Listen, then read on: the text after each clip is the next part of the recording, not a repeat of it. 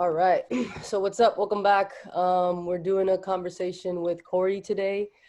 Super excited to have him on. I've personally been following him on Instagram maybe a couple of months, and I really love your approach to research and how you say a truth and then back it up. It's really nice to have that, I think, at least personally. So go ahead, Cory, if you want to introduce yourself real quick. Good deal. Yeah, no, thanks for having me, guys. It's good to be here. Yeah, my name's Cory Shea. Um, I'm from the East Coast. I'm from Maryland, outside of DC. That's where I grew up and lived most of my life. Right now, I moved to South Dakota. So I'm in South Dakota now because of everything going on. It's still actually a little peaceful here. For some reason, South Dakota's been kind of untouched, seems like, by everything going on. But, what I'll say about me, not much, but I didn't know what was going on in the world up until a few years ago. It seems like some people were awake to all this stuff for 10, 15 years. I woke up to everything just 3 or 4 years ago, but I've always just kind of been an outside of the box thinker. And, a lot of my views on the world and everything has changed over the last few years. So I do think that a lot of people could relate to me because I used to be really stuck in the way of thinking along with everybody else. In the last few years, I kind of shifted to start thinking for myself, just questioning things. Word. And then the more you question things, you tend to find the answers. Yep, I feel that. I definitely can relate to that myself. I think it's been maybe like 4 or 5 years, personally, where I started just things started clicking. I just started actually thinking about shit, you know? It's a good way to put it. Yeah, because the narrative they tell us just doesn't quite click. It doesn't quite add up. Exactly. Exactly. If you Exactly. just listen, I think it all comes with just being more in tune with self and actually just paying attention, just slowing down for a second, ignoring all the distractions and just keeping at what's really going on, and then just starting to come up with questions. Yeah, intuition, right? Like just listening to the body, listening to intuition. We really don't need so much external, not validation, but we don't need external people and things that tell us what's going on. We're way smarter. Every Yeah. single human, way smarter than they want us to think. Not the And I expert. said, what were you gonna say? Not the experts. Yeah. I remember you Yeah, posted something about that we don't need experts. Like your body's going to tell you what you need if you just pay attention. yeah. I think our body is smarter than any human on Earth. Yeah, Like, yeah, there's some really smart people. I love to I go sure. through my phases, but books have taught me a lot. But in the end, yeah, like what's good for us, what's bad for us to eat. 1 week coconut oil is good for us, the next week it's bad for us. Now it's good again. But what makes you feel good when you eat it? What makes you feel bad when you eat it? Our intuition is strong. For sure. And Cool. I know you mentioned something about South Dakota that you had researched, like moving out there. What's going on over there? Why do you think it's so chill? It's a good question. It seems like it's just the culture. Culture is hard to break.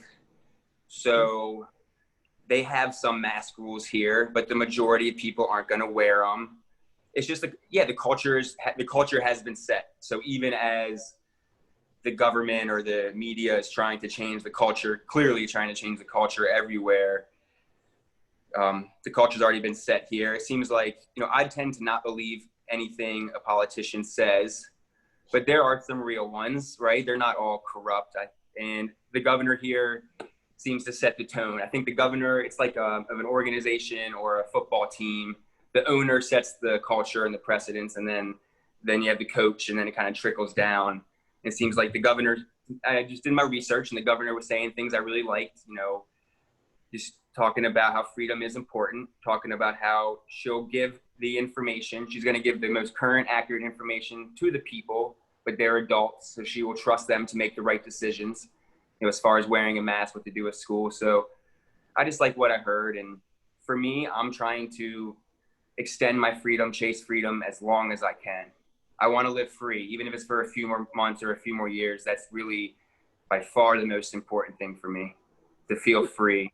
And I'm sure we'll get into it, but it boils down to I steer away from using buzzwords too much because they're overused, so they lose their meaning and their value. But it's a spiritual thing. I really believe, not to get deep right off the bat, but I really believe we're spirit, we're spirits in a human body. And if I'm doing something that makes me feel weak inside, it's not going to be good. It's not going to be good for my life. It's not going to be good for the people around me. I'm going to take it out on them. If I go to work and my boss is talking down to me and I don't have the courage to speak up, that's not bad for me physically, but we all know that that messes with us. We go home and we think about it. So it tears away at our spirit. It weakens our spirit. Sure. And it just affects our whole life, you know, the body, mind, and spirit. And that's people know that now, you know, people know. Yeah, I would hope so. I think that's what you're seeing now, just a bunch of spiritually impaired beings walking around. And that's the punchline, really. Like, that's what they've done to us. They've spent the last decades or longer. I'm sure they've been doing it forever, but when the TV, you know, as soon as they introduced the TV in whatever, the 50s and 60s, and then now the cell phone, they're attacking our spirit and our minds constantly. Yeah, man. Like, they're just using us through these devices, right? They're using our subconscious programming, and I know you're big on that too. So I am. I know you wanted to talk a lot about media. So what's going on with the media? What do you got on that? How many people in the media? So basically all the information we get, like there's a lot of people who are awake to what's going on now. You know, if you're on Instagram, everyone's like there's a lot of, to use the buzzword, woke information going around Instagram. Like, people aren't so asleep anymore, right? It's all over the place. Like cuties with the fires. It's not like everyone's just posting, oh, hey, there's fires, what's going on? Like, people kind of know what's going on now. The government's out to get us. We're kind of in this setup, but everything we know, even the stuff we're posting that's truth, everything we know is coming from a few sources. It's coming from the TV. It's coming from the phone. It's not like we're going out and looking with our own eyes, especially now they kind of have us trapped inside. So our whole reality, like all the information coming to us, is coming from the TV and the phone. And that's just that's controlled by a few white men. You know, the race doesn't matter. It's controlled by a few men. You know, there's 6 media companies who own and run 95% of the media. So basically there's a group of people who own the media and control the media, and they're friends, and they have dinner together and they discuss what to show us, and they just filter certain information to us. And they're absolutely just programming our minds, which then creates reality. And it's, of course, I mean, I love to get into it. It's a complex conversation, but it's like, it doesn't matter if things happen or not. If we believe it happens, it's like it happened. You know, not to like use an extreme example, but if everybody in the world, or even 50% of people, which isn't that high of a number, think I killed somebody, it's basically like I killed them. It doesn't matter. All the results are going to be as if I killed them. Like, I'm going to be in jail. Same as if you really believe that your wife or husband cheated on you and they didn't, it doesn't matter. If you really believe it, you know, you're going to break up with them. The results are going to be as if it happened. So the media is telling us all these things. Did they really happen? It doesn't matter. If we believe it, boom, that's now our reality. And they're doing it, and that's why they repeat it. And that's what you were hinting at, which is such powerful information. And this is hidden information for sure, that, you know, our subconscious minds control our life and control our reality. You know, ancient wisdom uses the analogy of the rider and the horse, the rider and the elephant. So there's a man riding an elephant. He can steer it. He can kind of try to tell it where to go. In the end, the elephant has all the control. The elephant goes where it wants to go. And the rider is our conscious thinking mind, and our subconscious mind is the elephant. Our subconscious, and there's the graphic people see, I'm sure, where you see like an iceberg. So, you know, 10% of it's above water, 90% is below water, 10% is the conscious mind, 90% is the subconscious mind. So we like to think we're in control of our lives and we're walking around and doing what we want to do, but our subconscious is controlling us completely. And it stems from all the things we've been told from birth, from a child. It's our beliefs, you know, our beliefs control us and they can be programmed. And the real powerful information that kind of changed my life is it's repetition, symbols, emotion. And I learned this from, I guess it's Egyptian wisdom, but I'm sure it's all ancient cultures. Repetition, symbols, emotion is how they program, is how the subconscious brain is programmed. So we can do it ourselves, or someone else will gladly do it for us if we're not aware. And that's what affirmations are. That's what praying is. To me, prayers and affirmations are the same. You know, what do you do when you do an affirmation? You are repeating something, you're repeating the same thing. And what do they say? You have to do it with emotion and symbols. And words are symbols because when you say a word, it creates a little image in our brain. And that's why they use symbols. That's why the news is just, they're just pumping us, repeating the information to program our brains. That makes sense, right? Yeah, it reminds me of that clip. I'm sure you both have seen it where it's like 50 different news channels repeating the same thing verbatim. Yes. Exactly that. Just repetition, just shoving it down your throat until it sticks, whether you know it or not. It's really, yeah, and it's really all theater. Like, we think we're watching the news and they're giving us information. It's a reality TV show. They're telling us what they want us to think. Facts. And not to shit. And same with politics. It really is a stage and it's theater. And this is relevant because it just happened. It's going a little viral with, I guess, Joe Biden holding up the picture and it's showing the teleprompter in the background. Oh, I haven't seen. It's just in the last day or two, but you know, Joe Biden's being interviewed by a news station and he's holding up a picture to show him and his sons, and it gives off a reflection and you can see the teleprompter behind him. And it's, a lot of people are like, what the heck? Like, because we think they're just talking. They're not just talking. They have teams of people. They have expert psychologists and experts of. I don't know that Joe Biden does, but. Oh yeah, I don't know if he got it, bro. He's girl labels what he needs. He needs to fire whoever he's got. Yeah, they're not doing a great job, that's for sure. That shit's crazy, man. That's another thing that is just like, how do people not realize like this shit's just a show? Like, if this guy doesn't show you that, it's incredible. The shit that comes out of his mouth is just wild. How much of the Joe Biden thing do you think is real? Like, this is my theory, right? So apparently the Democrats were in charge, right? Or the deep state or whatever you want to call it, right? For God knows how many years. And then, you know, we elected the Electoral College or whatnot, elected Trump, right? He infiltrated the system, right? This is I guess the second layer, right? The first layer is like all Democrat bullshit. Then the second layer is like, oh yeah, this guy's a fucking hero, right? So this will be the second layer, in my opinion. So how much of this is completely the second layer and how much of it is just all WWE? You know, like, so this is my thing, right? So if he infiltrated this system, right? Mm-hmm. And now you got the deep state. Let's say I'm in charge of the deep state. This guy just fucked us over. We got to take this guy down. You know, like, he's going to ruin this country for us. Forget about the people. So we already know liberals control universities and all of that. So they're conditioning children, and the most educated, I don't like to say the smartest, but the most educated people in our country are liberal now, right? Educated. Right. Which is crazy because these people retain the most knowledge, right?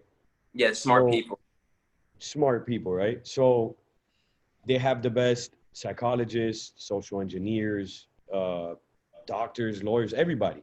So if I'm the deep state, I'm getting the smartest people in the country. This guy just infiltrated this whole shit. We got to take him down, right? So we got 4 years to work on this. So I got a group of hundreds of people, of the smartest people in the whole country, working day in and day out, highly paid, whatever it is, highly incentivized to do this all day long. These people are coming up with the most strategic. These people know subconscious programming. They have media on their side. They have this, they have that. They are working day in and day out to take down Godzilla, right? Which is Trump. Right. 4 years later, I come in the room. I'm like, all right, guys, we got a meeting. What do we got? 4 years. What do we got? And the guy in charge comes and he's like, I got it. It's Joe Biden. Like, how, you know what I mean? Is that Right. Yeah. real? Yeah. Is this really happening? I don't know. It seems like, Is or it- is it that second layer that they're making it so obvious that we run right into Trump's trap. Right. If I know that's what you mean. all part of the act. So what do you think on that? Well, and you make a good point, because especially in this day and age in 2020, the fact that they would pick Joe Biden seems questionable, because they don't even have to pick a politician. You know, at this point, it can be like anybody can be president, a musician, an actor. So why are they picking this guy with no charisma? And maybe maybe he's a front to usher in Kamala Harris or whatever, but I don't even know why that would be so effective for them either. And I don't like to think too much about each individual politician, because I look at it like the whole system. And no, it's a good question. You know, I don't know why they'd be like, what's their plan? Why are they using Joe Biden? And even if Joe Biden doesn't win, why are they using him as the number one enemy against Trump? Like, Exactly. The guy's brain dead. They knew that. They knew this guy was. and it's like they're showing us these clips where he mumbles over his words. They could hide it better. It's like they want us to not trust him. Exactly. 1,144,600. Oh my God. Dude's talking to himself. No, bro. That shit, I was so confused, bro.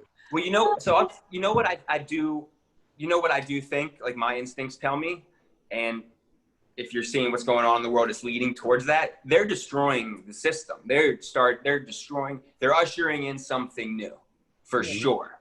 They're burnt, like, Keyword new. yeah. You know, if me and you guys, and we get 20 people, if we get 20 to 100 people to go burn down buildings, they're going to stop us. Yeah. The government and the police and the local government, the main government, they don't just let groups of people burn down cities. And people would tell me, oh, it's happening in Portland. Trump can't do anything about it. Trump's the president, man. Trump or somebody can stop groups of people from burning down innocent people's homes and businesses. They're letting it happen. And these people are out there thinking they're being revolutionary, burning stuff down, as if they're really fighting off the entire country, you know, the police and right. So they're letting it happen. So what I think is they're making the democracy, like, we have this democracy that we trust. It keeps our country afloat. We have a two-party system. It's, you know, like, we've learned that from day one in school, that a democracy is a healthy government, right? Like, we have a vote, we have a say, versus Roman times or the Greek, when there was basically a form of slavery. And it seems like they're trying to, they're creating chaos in all aspects. They're letting people burn down cities, and it's almost like they're dismantling the democracy. They're like showing, like, look, this system doesn't work anymore. This is weak. You can't even trust the people who are becoming president. So we have to come in with this new system. Like, don't worry, guys, we got it. You know, like, Trump sucks, Biden sucks. So, like, it's almost like they're trying to usher in a dictatorship of sorts. For sure. I think, Rome, you mentioned it not too long ago, that they're trying to create the biggest order we've ever seen. So we're going to see the craziest chaos we've ever seen. You know, when you talk about chaos out of order, or order out of chaos. I'm sorry. Yeah, and you get too much order, chaos will come, and it happens in all aspects. Yep, that's very crazy, man. And that's what you're seeing. Like, shit that's happening this year is just chaotic. Like, they're just creating chaos, and they're allowing it. And back to our original point with the media, they're showing it to us. Right. They wouldn't have to show us all this constantly. No, you'd be seeing it with your own eyes, just when you walk outside, or when you know. Where's the chaos? And, like, I don't think chaos where I'm at. And I don't think these videos are some fake videos. There are absolutely some staged videos, but I don't think these are fake videos of the riots. I think people are out there causing destruction. Yeah, for sure. But it could be happening on one street. Right. It could be happening in one street in Portland, and they make it seem like it's the whole city. And anytime I do talk to people in LA or Oregon, they're always like, they don't say it's not happening, but inevitably they always say it's not that bad. Right. And it's like when you want to go visit, when you want to go travel to another country, the media always warns you, like, it's really bad there, it's not safe. It's always so much safer than they make it seem. Word. Yeah, exactly. And that whole programming of Africa, for example, I've seen so many luxurious places in Africa through video and pictures and stuff that they don't show you. Mhm. And it's the same shit. They do it with everything. Like you said, it's a stage. So they just pick and choose what Yeah, they. that's a huge point. Like they create reality, man. Like they tell us what to think. They tell us what's going on. We know the news even if you believe the news, you know it exaggerates. I Yeah. think the news is all propaganda. And other countries and other governments use propaganda on their people all day, every day. And we know that, and we accept that. North Korea is, all sorts of countries. But we like to think that we're smart, so our government can't trick us. But those other adults across a fake border that's a made-up line that doesn't exist, they're stupid. They're getting tricked by their, like, propaganda is real. And it's not because you're smart or stupid. It's because the way the brain works. You can program the subconscious brain. It's a computer. The brain is a computer, and you program it with repetition, symbols, emotion. And the 24-hour news cycle definitely, they use that to their advantage, and the cell phone they're using to their advantage. Hollywood, music, it's perfect, bro. It's a Constantly programmed. North Korea is a good point for me in my mind. I think about that a lot. I mean, you have a whole country of adults who believe something that's blatantly not true, and we can look at it and it's pretty clearly not true. And they're slaves. If you watch videos on YouTube, it's scary. The streets are empty. They can't go outside. They're completely controlled. Yet they think this leader is God, and they think their country is the best. So they're being tricked. It's like, are we being tricked too? Yeah. No, of course we're being tricked. I read some shit that they actually, I don't know if you've seen the movie The Interview. Yeah. I haven't, but I know. Yeah. The movie's fucking hilarious. Well, there's a joke in it that they think that he doesn't piss or shit. And I actually read after watching that movie, that's true. Like, there's a huge percentage of people that really believe that this guy doesn't piss or shit because he's like a god. And God, you've seen North Korea. I mean, our maps are probably completely false as well, but Yeah. you see how tiny the shit is. Imagine, like, how big do they think they are, or how, you know? And they don't know what the fuck is going on, because if they knew what was going on here, as brainwashed as we are, we're fucking absolutely free compared to these people. Oh, for sure. If they saw a clip of us, they'll freak out, and they'll riot. Yeah. And that's just genius, though, man. That brainwashing is. It's crazy. I think it's almost making Americans hate America. You know, it's a lot. You're seeing a lot of that, like people just hating this country, and it's just, why? Is that really how you feel though? Like, is it? And that's like, people don't even know why they think what they think. They were just told to think it. Yeah, man. And it's so much psychology. It's like, understanding psychology helps understand what's going on so much. Sure. And I love that. I actually just learned that it's an old quote, maybe from not Buddhism, but some religion. But Prince, I think, made the quote popular soon before he died. And right before he said it was probably an award acceptance speech. But the first thing he said, which is powerful, is it's okay to get on the internet. Don't let the internet get on you. Like, watch out for watch out for what's going on here with the computer and the phone. But he said, there's a war going on. The battlefield is in the mind, and the prize is the soul. I think that's one of the best. The battlefield's in the mind. Our minds create reality. Yep. What's interesting is so that I think me and you have spoken about this. So I believe it's all mental, right? It's the slogan of my company. So we are gods, right? To a certain extent, or we're an extension of God or whatnot. So where does this all tie together? That's my question, right? So if I'm creating my reality, I've done this for years. I've tested it, right? So once you start changing your mind, repetition, traumas, emotion, all of that, symbols. Once you test this and it proves itself, synchronicity, all of this other shit, you're a god, right? To a certain extent. So but I'm a god. You're a god. You're a god. So where do we all intertwine, right? That shit blows my mind too. It's like, where, like, how are we connected? Are we connected type of thing? Are we, or what's happening here? Because there's so many things that just don't exist outside of your own reality. It just don't make sense. So I don't know how to, I don't know how to. No, I think a really important point is dichotomy. I think is the word, like both sides. Like there's such a dichotomy. That's like a rule of the universe, a law of the universe. Like, are we one? Are we all connected and are we one? Yes. Are we individuals and unique? Yes. Yes. It's both, There's Yeah. there's truth to both. And that's the thing, like we are, we're not God, but we're gods in a way because we can create reality with our mind. And even people who aren't necessarily into any sort of conspiracy, they still have vision boards and they manifest things. Like you believe you can create your reality with your mind. Yep. And in that way, like how powerful, that's ridiculous. That's ridiculous versus thinking we just are born here. What I thought for the first several decades of my life is like, life just happens to me. Victim mindset, and not even necessarily like woe is me, just victim mindset. Things happen to me. I'm born here. The world is as it is. It just is, and things just happen, and I'm just kind of going with the flow. Versus I can actually impact my life, impact the universe, create my reality. Facts. Yeah. I think owning your individuality creates connectedness, Only once you discover self can you then be an extension to others and be, kind of like whether an outlet or a plug, but just a way to connect to others.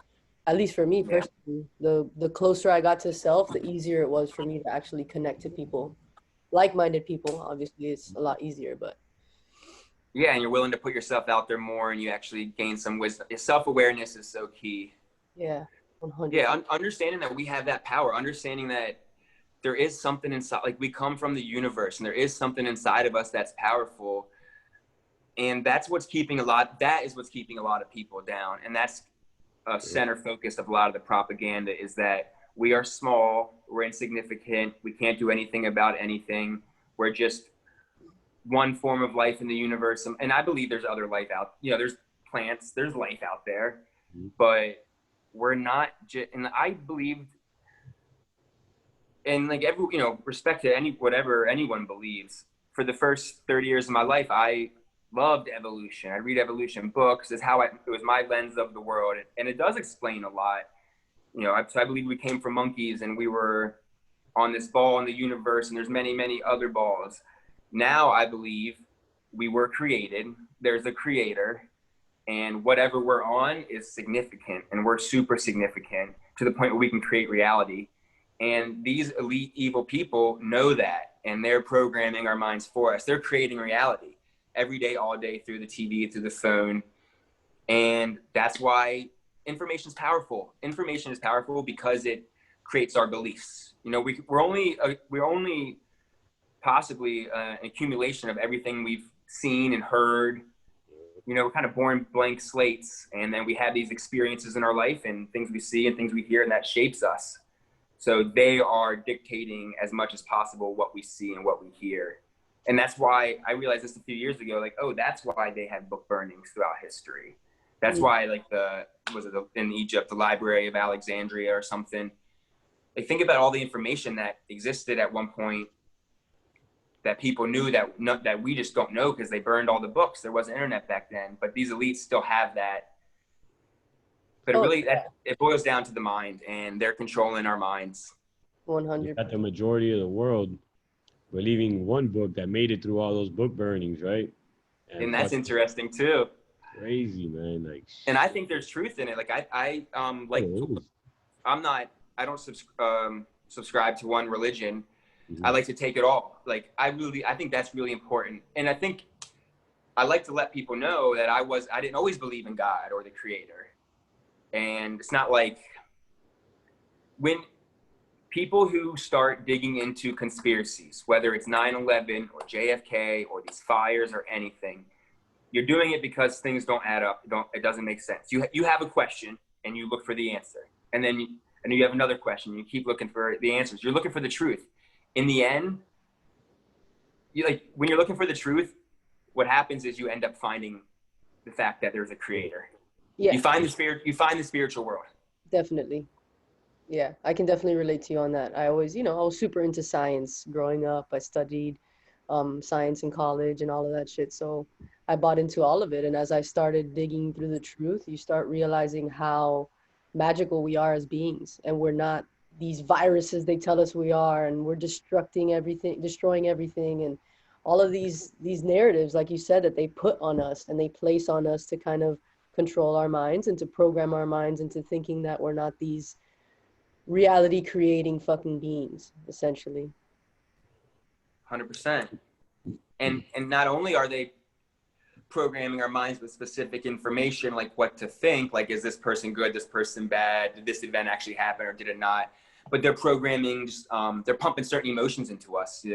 They're getting everyone in fear. We all, they're getting people in fear, and they're getting people, even before 2020, they were just like speeding us up. Like, you'll notice it when you're driving, like people were driving, and it's what you put on the radio. When I started to wake up 4 years ago, I would notice when I like hip hop. And when I'd play hip hop, I would start driving aggressive. I'd be like closer to the person in front of me. And then I put some Bob Marley on. It'd be real. I would be like just chilling. And I thought, man, and then you put the radio on, and it's way worse than anything you could put on Spotify. Yeah. It's like, it got me stressed. And then I'm looking, and I was living in LA at this time. Oof. And I'm looking around the streets at everyone driving crazy. And it's like, oh, because they're listening to that shit. It makes me do it too. And I like to think I'm awake. Right. So we still fall victim to it, like even people, like, I feel like a lot of truthers, or whatever you want to call it, are so looked down upon because people think that we feel like supreme to like the sheep, just to use one of the buzzword words, but yeah, we're not, I still fall victim to some of this shit too. I have to snap myself out of it, but like you said, we're a computer and shit filters in whether we like it or not. We just have to be that antivirus software and clean that shit up right away before it. Be aware and then try to fix it again. Yeah, man, for sure. But like, it's human nature. We're just humans, and exactly. I like this when I'm having conversations with friends. I like to say, like, because we all beat ourselves up, like, oh man, I let this person get to me. I'm letting the information from Instagram get to me and affect my emotions. And it's rare to be a person that just isn't affected by we're affected by our environment. Of course. I love there's a study. I used to be like, when I was more into science, I used to love like reading about psychology studies. And there's some good ones to talk about. But one is, and they always like, for some reason, put rats on cocaine in a lot of these studies. Like, they're always messing with rats and shit. But they'll put they'll get a rat addicted to cocaine, and now that's all that rat wants. It doesn't even like worry about food. If you give it food and give it cocaine, it goes for the cocaine first. It'll eat to survive, but it's all about the cocaine, just like humans. And then they take that rat from this cage that just is like blank, which is cocaine, a little bit of food. They put this rat into a cage that's a healthy environment, and it simply has other rats, a few toys, and then now it doesn't go for the cocaine because it's put back into this healthy environment. But they're kind of like creating this negative environment for us, and then it's affecting us. It's like low-income communities. That's what you see also with the whole Black Lives Matter. Great example. It was created, right? To a certain extent, the whole crack era, I get it. It was created. But at this point, like, stop feeding it. You're feeding the feedback loop, right? So it's your choice. So once you start understanding your power, and I think we spoke about this on the last one, that's why I think influence is so important in this world. And a lot of these influencers or celebrities or entertainers either don't know that they have this influence, or they're also brainwashed, or they're evil. I don't know. Who knows? All the above, probably. Right. Like, I've been telling a lot of people about LeBron, because LeBron is always my prime example for today, right? He almost stopped playing basketball, the #1 fucking basketball player in the world, which is probably the biggest influence in the world to the Black community, especially, or the urban community, hip hop community. It's LeBron James, right? Every kid gotta be top 5 easily. Right. Yeah. For sure. Right. Obama, LeBron, Jay-Z. Right. God knows who else, right? Yeah. And coincidentally, these 3 guys are feeding the bullshit, right? So do they know? Obama for sure knows. I would assume Jay-Z probably knows, right? But you have to have poor people to be rich, right? So maybe that's what they're fed. I don't know. You know, in Freemasonry, you're also taught levels and shit like that. So people believe that, you know, the pyramid of gnosis. So if you have more knowledge, you're able to kind of puppet the rest of the world, and you believe that you have more knowledge and more experience, like a parent, right? So I believe that I have to mind control my child to become a better person, or because I know Right. it's possible, right? Right. So I do think that. So then, what do they think is good out of any of this, right? They have to know to a certain extent. Like I keep telling people, if LeBron, give me LeBron's Twitter for 10 minutes, and I am 100% confident I'll change the world in 10 That minutes. Oof, exactly. easily. But LeBron today could literally tweet, if you eat a piece of dog shit, it'll end racism. And Okay. thousands of people will eat dog shit because LeBron James said it. If So, real quick, so yeah, knowing take your time. that Take your time. influence, how do you not just, and then I think about it, and yeah, he was on that Headspace app and shit like that, which is good. Meditation, I guess he might have been somewhat promoting it, but he was getting paid for that. He wasn't doing that. Like if LeBron were to just tweet out today, guys, we've seen the numbers, right? The numbers, every single person that gets shot by police is resisting arrest. Every single one. Well, I think it was 13 out of 14 last year. And Breonna Taylor was a complete accident, right? So I'm not always defending the cops. I've had my things with cops and shit like that. Thing. I get it, right? But if I don't resist, I don't get shot. That's clearly statistic. That's it. These are numbers. And why isn't a leader of that community teaching this to their people? Exactly. Like, It's you're so gonna tell me obvious. LeBron James saw Jacob Blake get shot, and he just grabbed his phone without this guy. Like we keep saying, these people have the smartest people around them at all times. These people are never sitting like Donald Trump. People think that guy's taking a shit at his house and he's fucking tweeting. That's not true. That guy's not on his toilet tweeting. That guy has layers. There's layers to this. He probably expresses an idea, maybe if that, and then you have people, probably a group of people out here typing this shit up. I don't think it's that to that extent with LeBron, but you're gonna tell me LeBron with the amount of with great, and I've been saying this lately, and people are telling me it's from Spider-Man. I didn't even know it's from Spider-Man. But with great power comes great responsibility, right? And that shit Okay. is the real shit. So if Sorry. you're LeBron, you got to understand everything you say, how powerful it is. And this guy has the balls to see a video of Jacob Blake gets shot. The guy's clearly resisting arrest. The guy had a fucking cop in a headlock. He's fucking digging into his car. Right. What's And gonna happen? LeBron's like, I'm not playing basketball, racism. Come on, bro. What are you doing? Nobody, Right. not one person was like, yo, LeBron, bro, like, chill out, because this guy's a rapist. Like, Yeah.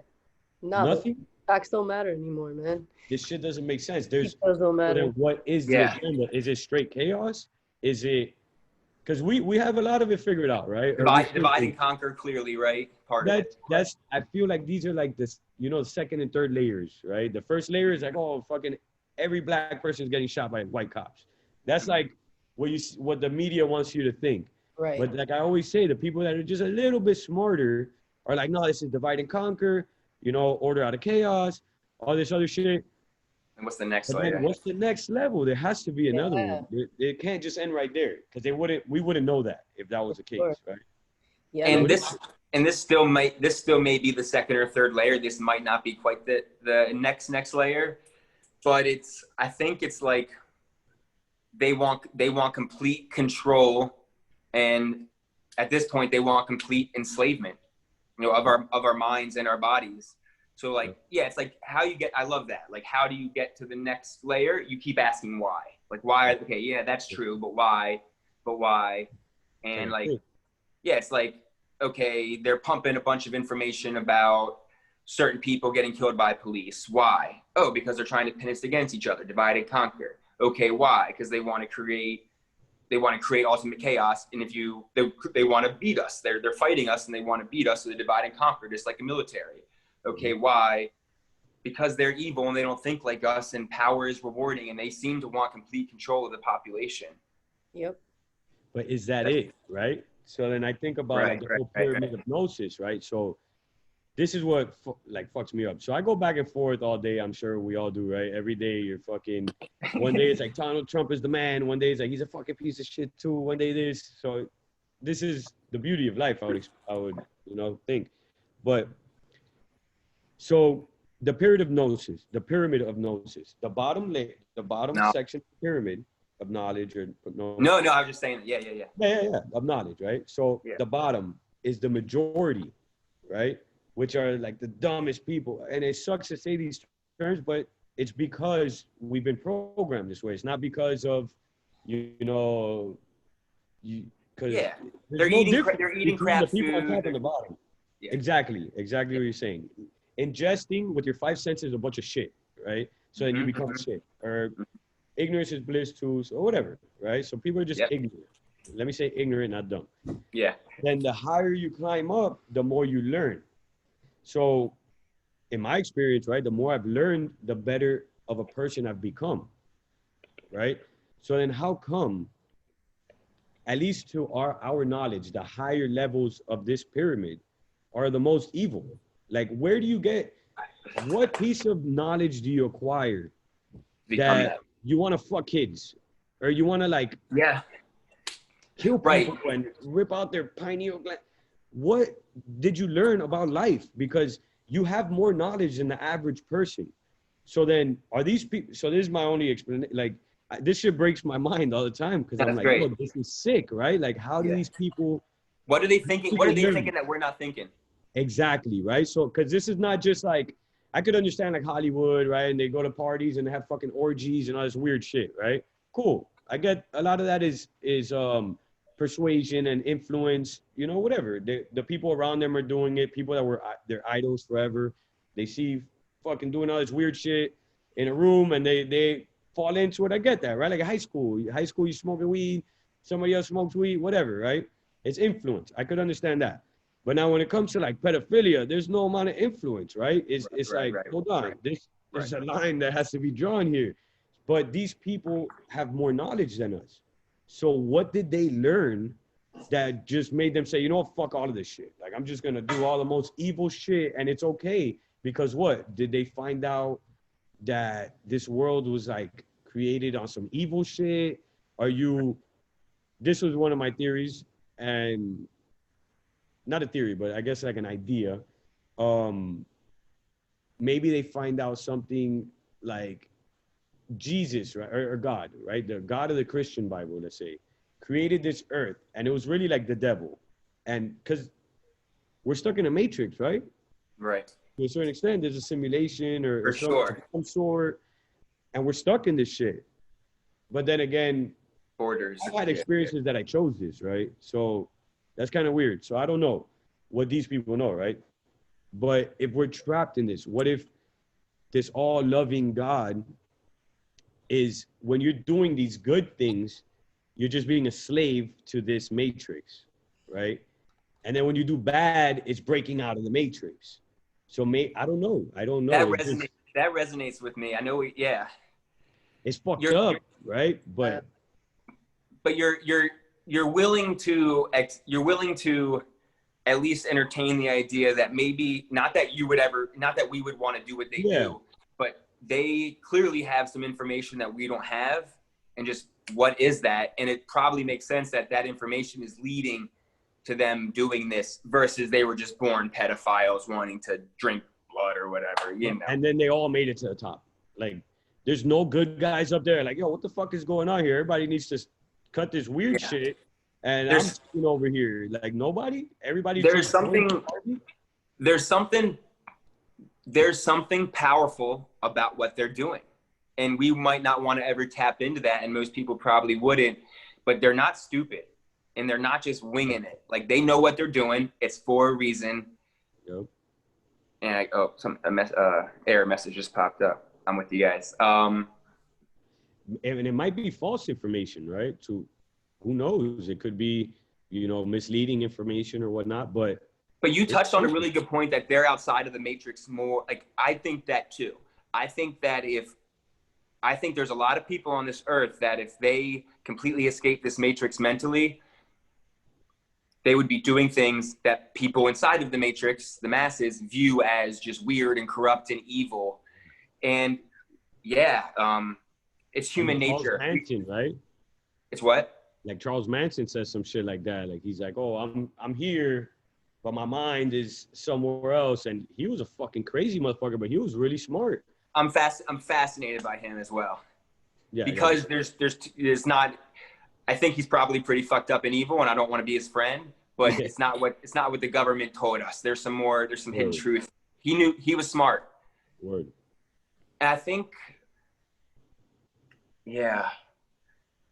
You know, I lost. think that at some point they gain this knowledge. I mean, there's stories out there, right? The Moor civilization and all of that.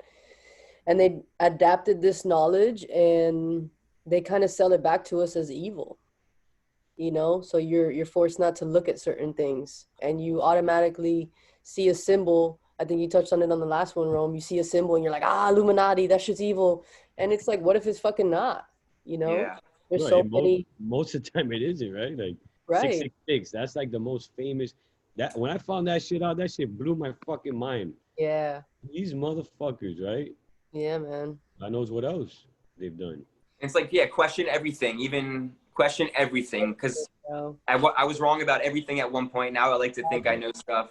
And I think about the Greek leaders, you know, the Greek elite were sleeping with, and again, like, I think all of us would agree hurting a child in any way is evil and wrong. You know, don't hurt children. These people know something we don't know. Like these Greek elites that we respect, like Aristotle, the kings, like they had lovers who were, you know, they did this stuff too. They had sexual relations with children. And I think, and here's the deal, like I don't think I would ever, you know, that's not me. I don't want to do anything bad to a kid. But there's lots of people who think they wouldn't. It's human nature. So anything that another human has done that's like the ultimate good, we're all capable of doing. It's human nature. Because we're just an accumulation of everything that's come into our five senses. So, you know, you're raised by parents who make you not believe in yourself, you're not going to, vice versa. So these people doing bad things, we're all capable of it. And, you know, the best thing somebody done, we're all capable of doing. And the worst, most evil things somebody does, we're all capable of doing it. And what stops us from doing it, just like what stops us from really hurting someone when they piss us off sometimes, is fear of jail. There'd be, you know, that's part of the matrix. Like these things keep us in line. That's real. We're kept in line by the police. We're kept in line by social proof. We don't want our tribe to judge us. We don't want to get kicked out of our tribe. That would equal death for most of history. So yeah, we're kept in line with certain ways of thinking, almost like borders. And these evil elites are outside of it. They do whatever the heck they want. And you'll see these people like, I forget his last name, Jimmy something. He was in the UK, but he was like he was a DJ, like entertainer, and was a known pedophile. And when you watch, and like Jeffrey Epstein, like he has a little short clip of him going through a deposition, like getting interviewed by lawyers on YouTube. But when you watch these people, the commonality I notice amongst these elite evils are no fear. Like they're not in the matrix. They do what they want. They're not scared of the law. So like, what would we do if we had absolutely no fear? And it's hard to imagine because we're humans and we have urges. And that's just, and I guess the punchline, like the rap is like, that's like that's like the awareness of who we are, our brains, everything that's going on. So you guys think it goes deeper than the whole adrenochrome shit? Well, it's like, why are they doing the adrenochrome? And then that would be the one step deeper. Yeah. Why? Like, does it make them feel, like, you can imagine, like, they're doing it. They have these parties. They're drinking adrenochrome. They're doing it for a reason. It's clearly like a drug. I look at it just like they're dealing drugs. Like, you got to pay money to come get it, come to the party. It clearly makes them feel powerful as hell. For sure. But do they just feel powerful for an hour, or does that stick with them? Does that help them to manipulate us and run the world? And you know what I mean? Yeah. I also think they've probably found something out. So if you think about it, we are humans. So we are like, we believe in this soul, you know, this meat suit, this soul that's this meat suit that's driving this soul, right, or whatnot. But if you're cutting your grass and there's a pile of ants, you're gonna come and you're gonna fucking kill that whole pile of ants because it's in your way, right? It's like, yeah, you're in my yard, and you don't think about killing an ant. It's Right. not like now I'm a little different, and I do actually think about this fucking shit, and it kind of like drives me crazy because I'm like, it's just a fucking ant, but it makes you feel bad at a certain extent. But It's like, it, yeah. is that necessary? So what if these people think of us and children as ants, right? That they're just like, yo, you're gonna die, and your soul is gonna go into another body or whatever they know. Like I don't know what they know. Right. That's a great point. So maybe that's what it is, right? Like they just know that this life is like bullshit, and they're just kind of we're here like I think it was B.O.B. that talks about it, and it's like because he used to be on some shit, right? He was speaking the most truth of anybody. He was on some other shit, and one day to the next, man, I've been on this guy. One day to the next, he just completely disappeared for like 3 days. Yep. Came back with some like Santeria shit. Yeah. Yep. Deep, right? So and I get it. I've explored those religions a little bit, like at least read about them and shit. But and then he just dropped that podcast a couple months ago that he explained a little bit of it and the whole subconscious programming. So basically he's saying, or what I got from it, is that these Illuminati and elites and all these people are us. They are regular fucking people, just like us. And they only have as much power, not to mention, you know, media power, if what we're giving them, right? So if we don't if we don't think of these people as gods, because that's what we're subconsciously doing, right? We're thinking of these people as something better than us. Like they're so much more powerful. Hillary Clinton's so much more powerful than me. Right. But she's not. She's not. She's probably way weaker, but she's in a position of power that she could use media or whatever to program our minds. Like that post I posted not too long ago of Hollywood and how they use the screen as a portal to, you know, project these spells and manifest reality within, you know, by subliminals and shit like that. And B.O.B. had talked about some shit as even like how we worship nature, right? Because people like us, we know the frequencies and nature's, you know, the frequency of life and whatever. We could get deep into the frequency shit, but Nikola Tesla and all this other shit. And when you're in nature, you feel the best and all of this other shit. But isn't nature still part of the matrix? Isn't it still the matrix? Like it is the core part of the matrix. Yeah. Yeah. Right? That's another it's like the home of the matrix. Yeah. And we're like worshiping that. So that shit puts my head up too. That's a great point that everything in this world is only the way it is because we've all agreed upon it. Yeah. And that's the collective or the universal subconscious. We're all connected. I made a post about this the other day. Trees are all connected underground. They have a huge root pathway network. Trees are all connected and they communicate and they send nutrients to each other. They protect their kids. Trees will send warning message to other trees saying, hey, there's this like, you know, poisonous mushroom or there's insects coming. And then so the trees just look like they're standing alone, but then there's this invisible connection underneath the surface. And we look like we're humans standing alone, but we're connected invisibly under the surface with our universal subconscious. And they're programming that.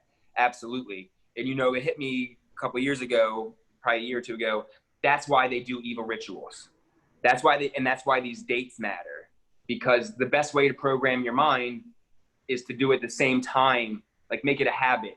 So they do these rituals the same dates because they're pumping fear into the universal, the collective subconscious, and they're making everyone walk around in fear. That's partly how they're doing it. It's synchronicity, so you actually connect to this matrix, and that's how it's probably easier to manifest what you want or, you know, cast these spells.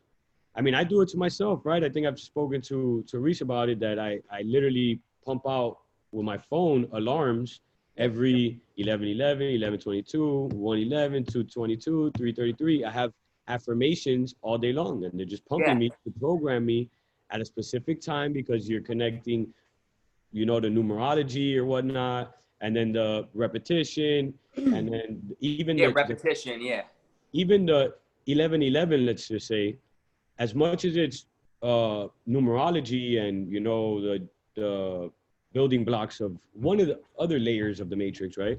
It's also a symbol in our mind already, because when you see 11:11, now it's a symbol. It's not only a number.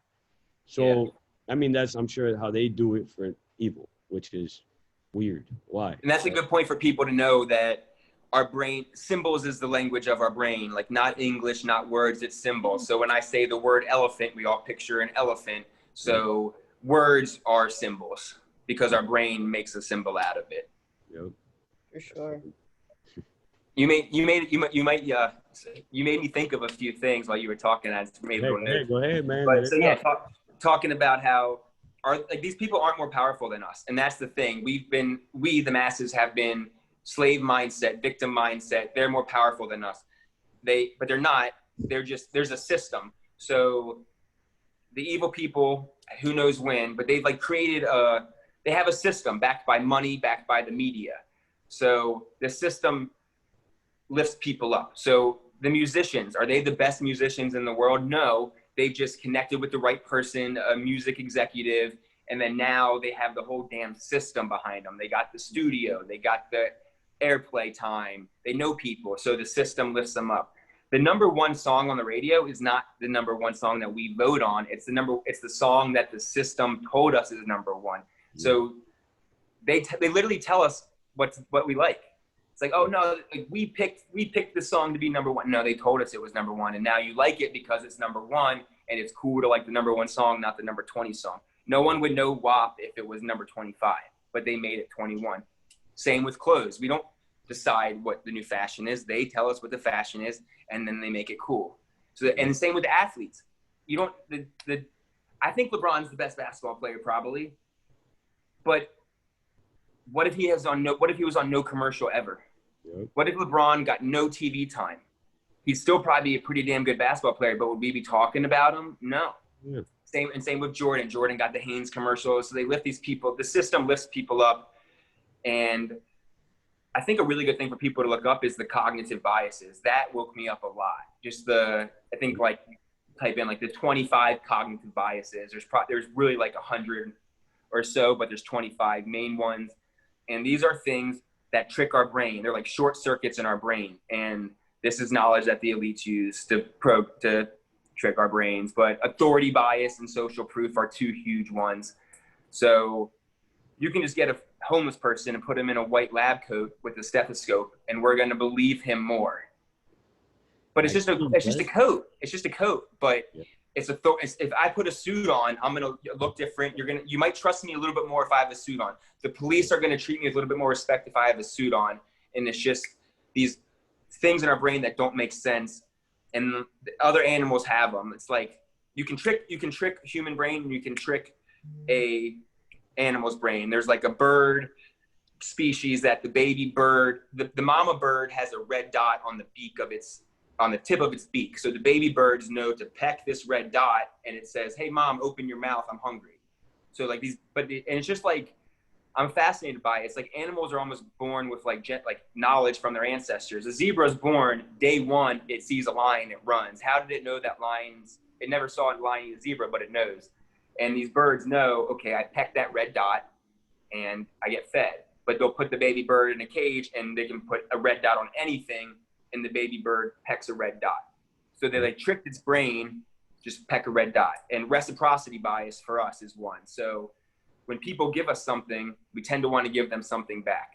We didn't really want to give them anything. We have no reason to, but just because there was a red dot there, they poke it. Just because someone gave us something, we feel the need to give it back. And that's why they stand outside the restaurant with the free sample. There's some religions that want to give you things for free. Drug dealers give you the first one for free. And authority bias is a huge one in social proof. So that's why LeBron saying this stuff works, because he has authority. And you made the point, like, if LeBron, Beyonce, and Cardi B Oh, Just forget about it. if they just tell everyone, hey, stop rioting, let's all get along. Boom, world saved. World saved. It's Done. shit. Like, why are all these rich black people telling poor black people that there never be rich black people? Like, it doesn't make sense. Like, why aren't you teaching the mentality that you had to overcome? How'd you get there? Yeah. What about How did you get Oprah? there? Yeah. If LeBron were to tweet out, like, guys, look, don't sell drugs. Put your head down. Go to school. So this is what I've been talking about a lot too. Like, what Bye, other man. culture in the whole entire world is it corny to have healthy habits? Right? Because if you're, I mean, like I always say, I grew up in this culture, right? Listening to hip hop all day and seeing this around me and all that. So you fall into it. It's influence. Everything is influence. But now when you take that step back, it's like, yo, this is a huge fucking illusion. And it was instilled, I would assume, right? Some of it. But nobody sees this. Nobody sees that in this culture, because people like to say black culture or whatever you want.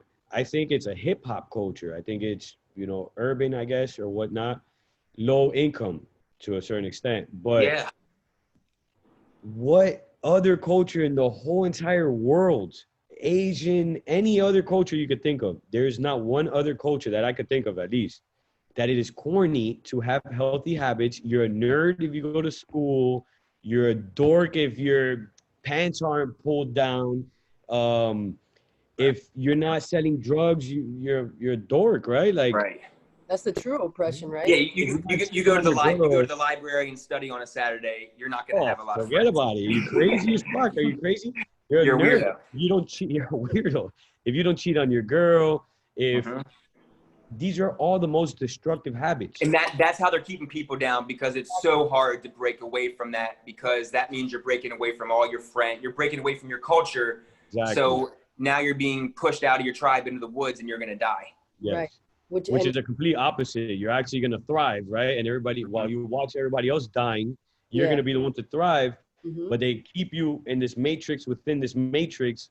And it's like, I see this guy, NLE Chopper, or I think it's NLE Chopper. He's a rapper. Yeah. Okay. And I didn't really know who this guy was, but yo, I'm seeing this kid, and supposedly he's like 22 years old or some shit, 20 years old, and he's on Twitter talking all kind of crazy shit about, you know, subconscious programming and energy, and he's like fucking making fire, like, you know, trying to fuck with the fire, the flame and shit like that.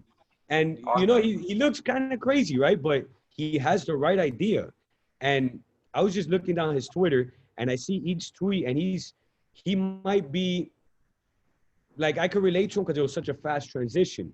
So I see that he got thrown into this new world, and he's like tripping the fuck out. He's like, oh shit, I had no idea. I was here rapping about murdering people and shit like that the other day, and now I see that this is all my mind, and I can manifest things and all kind of other shit that he's talking about, cold showers and fasting, and he's doing very good things for the world. And I see his comments, and people are like tweeting back to him like, oh, you're a fucking weirdo. And I get it, right? I know these people aren't ready for it, but I could guarantee you, I don't even think he has 1 million followers. I could guarantee you that guy has changed thousands of lives just by these few tweets, and he wasn't scared, right? It was fear. Yeah. Imagine LeBron, imagine Beyonce, imagine Cardi B.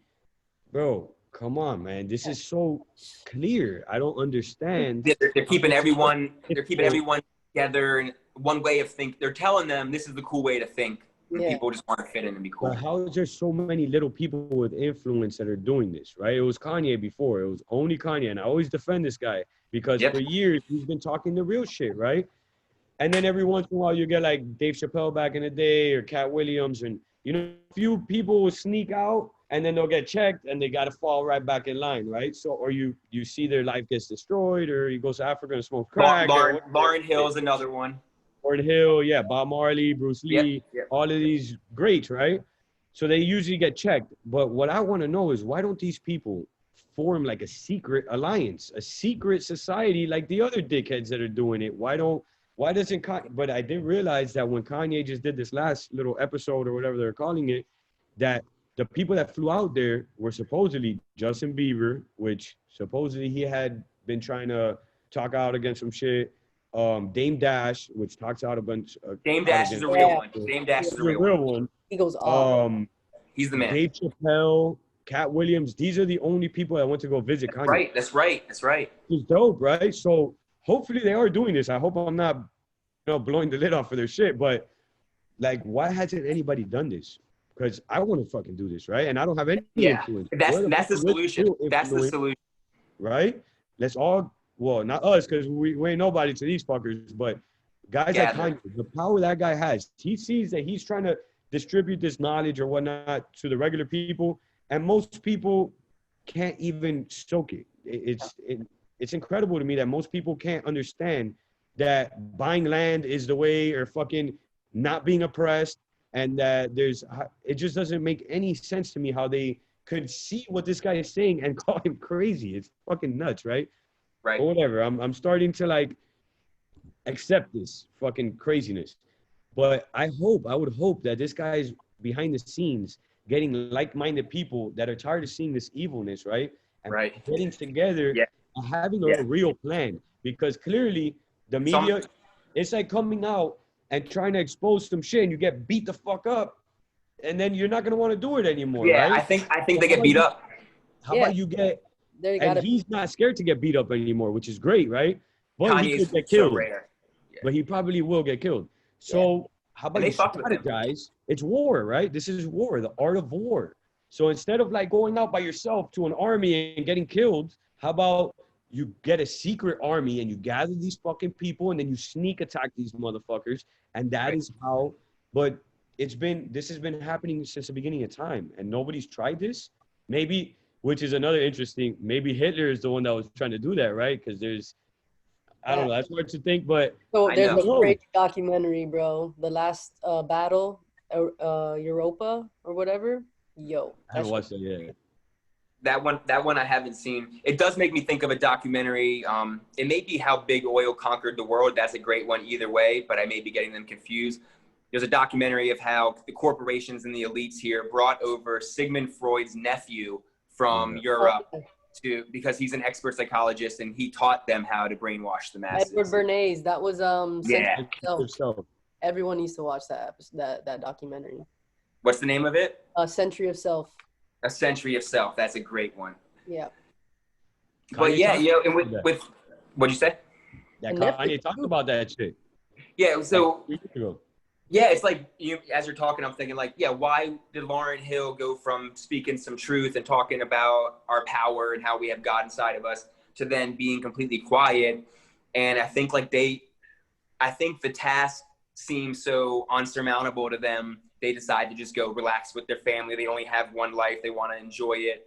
And I do think, I've been saying this recently, like the people who are on the side of good, us and the people we're talking about, Kanye, Dave Chappelle, different positions on the same team. Like not everyone is born to fight like that, you know?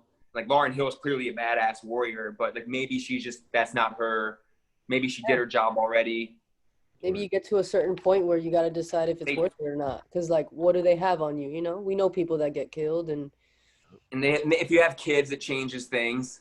Of course. And, you know, with Kanye, that is the solution, though, to get together. Like, I believed first I wanted to say how it's interesting that Kanye did his rant at the Sacramento location of his St. Pablo tour. And it was a 20-minute rant saying how Facebook and the radio is lying to you, Hillary's lying to you, wake up.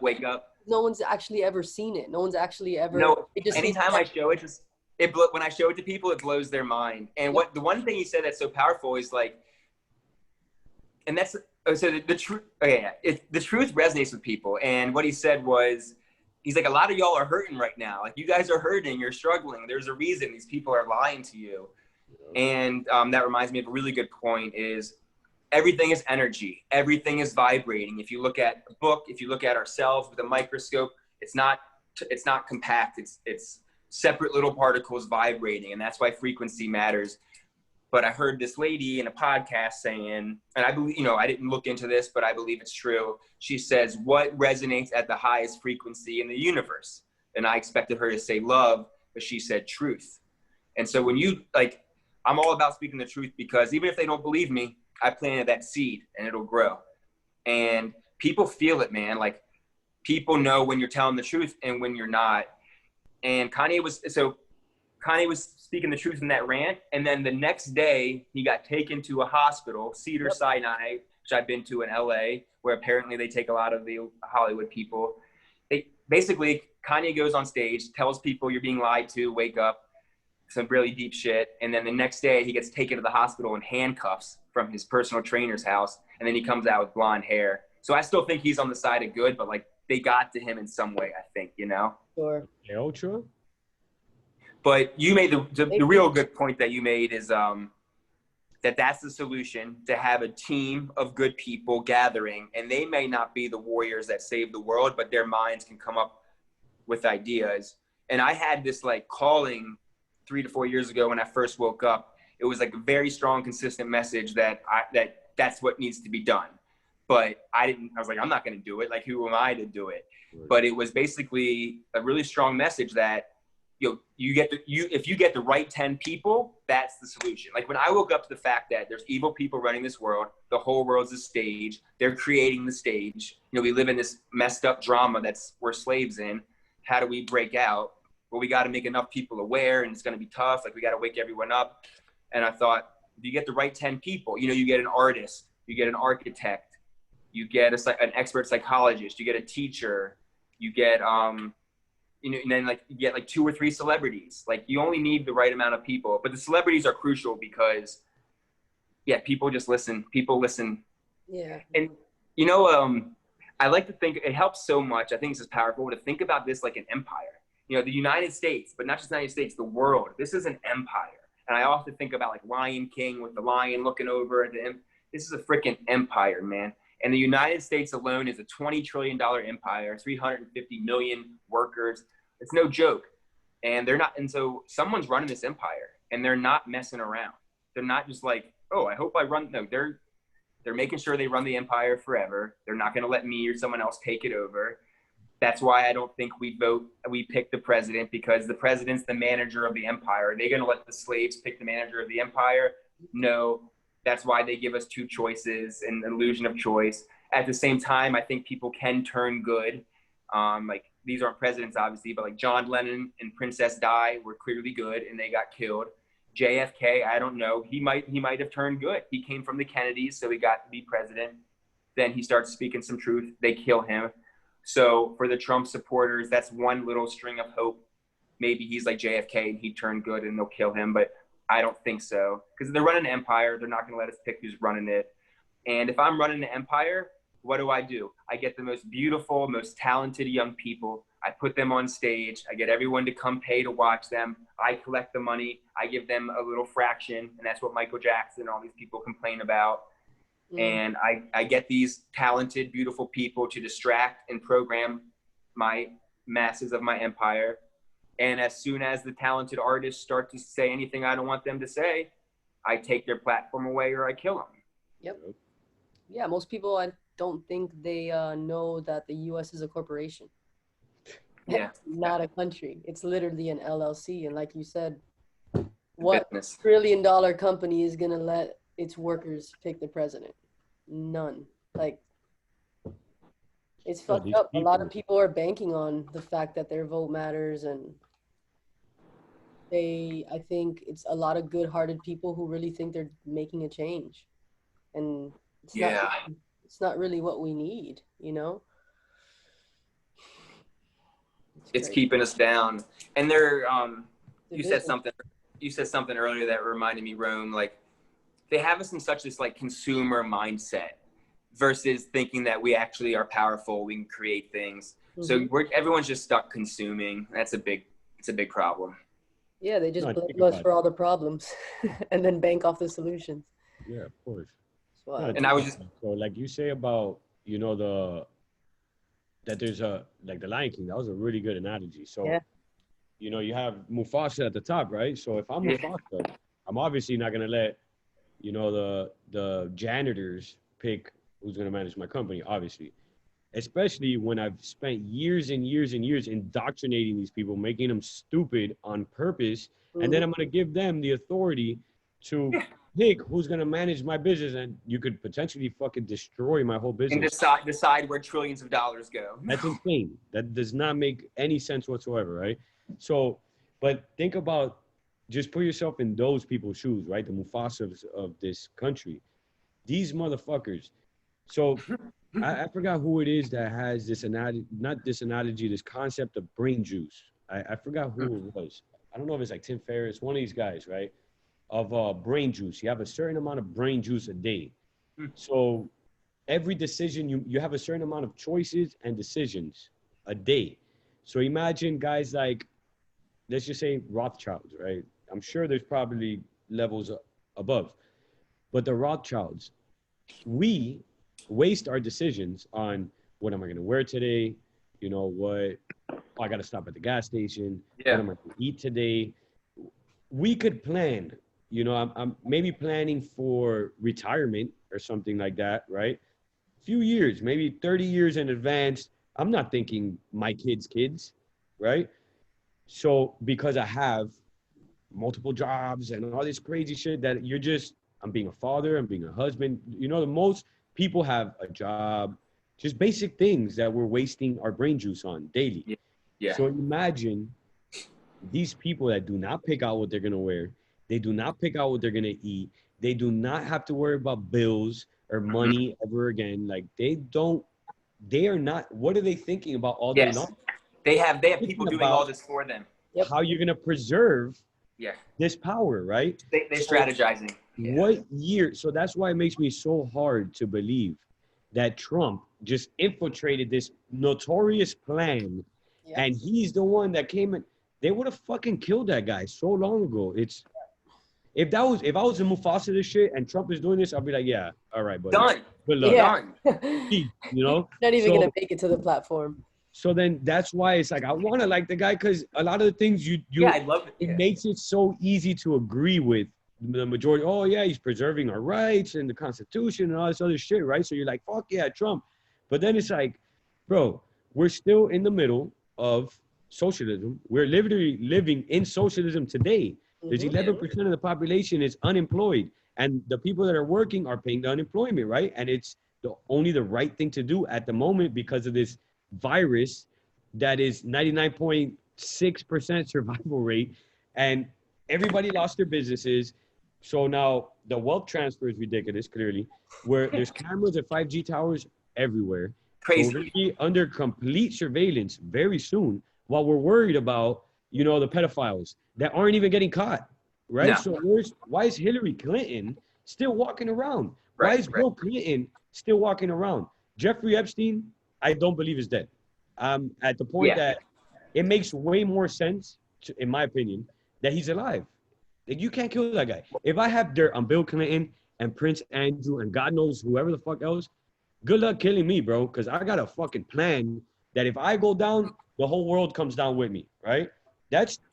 And I'm a regular guy, you know? Like, you're going to tell me that guy that only hung out with physicists and fucking Stephen Hawking and Bill Gates and shit, that guy didn't have a plan? You're going to let me kill? He was so powerful. He was so powerful. You're not going to kill me, bro. You're crazy. Good luck, right? So they probably gave this motherfucker a nose job and a new name, and they're like, all right, peace, bro. Get the fuck out of here. Let me never see you again. Or keep running your operation. Who knows? But while we're over here focused on all these pedophiles and cuties and all this other stupidity, all distraction, is programming your subconscious mind. I could guarantee you that there's more pedophilia happening right now than there was a year ago. I could almost guarantee that because of the subconscious programming. While we're all looking at it and giving it our attention, it's boiling in this pot. And there's people, like you said, that didn't think that they would do some shit like this. And now people are exploring these weird It's giving them the ideas. Exactly, right? So it's manifesting more. Sorry, go ahead. My fault. No. Now I'm interested in what you're going to say, though. But all right, you go. No, you finish, please. All right, so it's manifesting more. And while we're focused on pedophilia and all this other stupid shit, right? Not stupid. It's probably the worst thing in this entire world. And but the big dogs aren't going down. The people that are going down is a little fucking ranch in Georgia or random, 25 kids. You think that? I know. Yeah. Are you kidding me? Like 30 kids in Georgia in a trailer. 600,000 go missing every year in the U.S. I mean, let's be clear. Thank God 30 kids got saved. If that story's true. But come on. You got fucking how many Haitians are going missing a year. God, we won't even know. We'll never know. 800,000 statistically, right? Who knows who's making these stats? But there's thousands, bro, millions, I'm sure. God knows. We can't even come up with an accurate number because of how much we're lied to, right? So, and they're finding 25, and the cute people, which I don't think they're bad people, because I hope that it's true, right? But it's just hard for me to believe. But they're here fucking Trump, 25 kids were found. Like, 25? What the fuck? There's millions. There's millions. Hundreds of thousands. Yeah. And nothing, right? So while we're focused on that, we're all getting, on the back end, we're all getting locked down into this full surveillance, fucking 5G. Bro, this 5G shit, everybody talks about the harmful effects, which is probably very bad. But the privacy issues is forget about it, where it is another layer to the matrix. And if this very serious stuff. If we don't turn around and stop worrying about the fucking moron Joe Biden against Trump, which is probably a puppet, they're here. It's like the sock'em robots, right? We're here playing this fucking game while all this chaos is happening behind us, and we don't even notice, and then we get enslaved, and it's too late, right?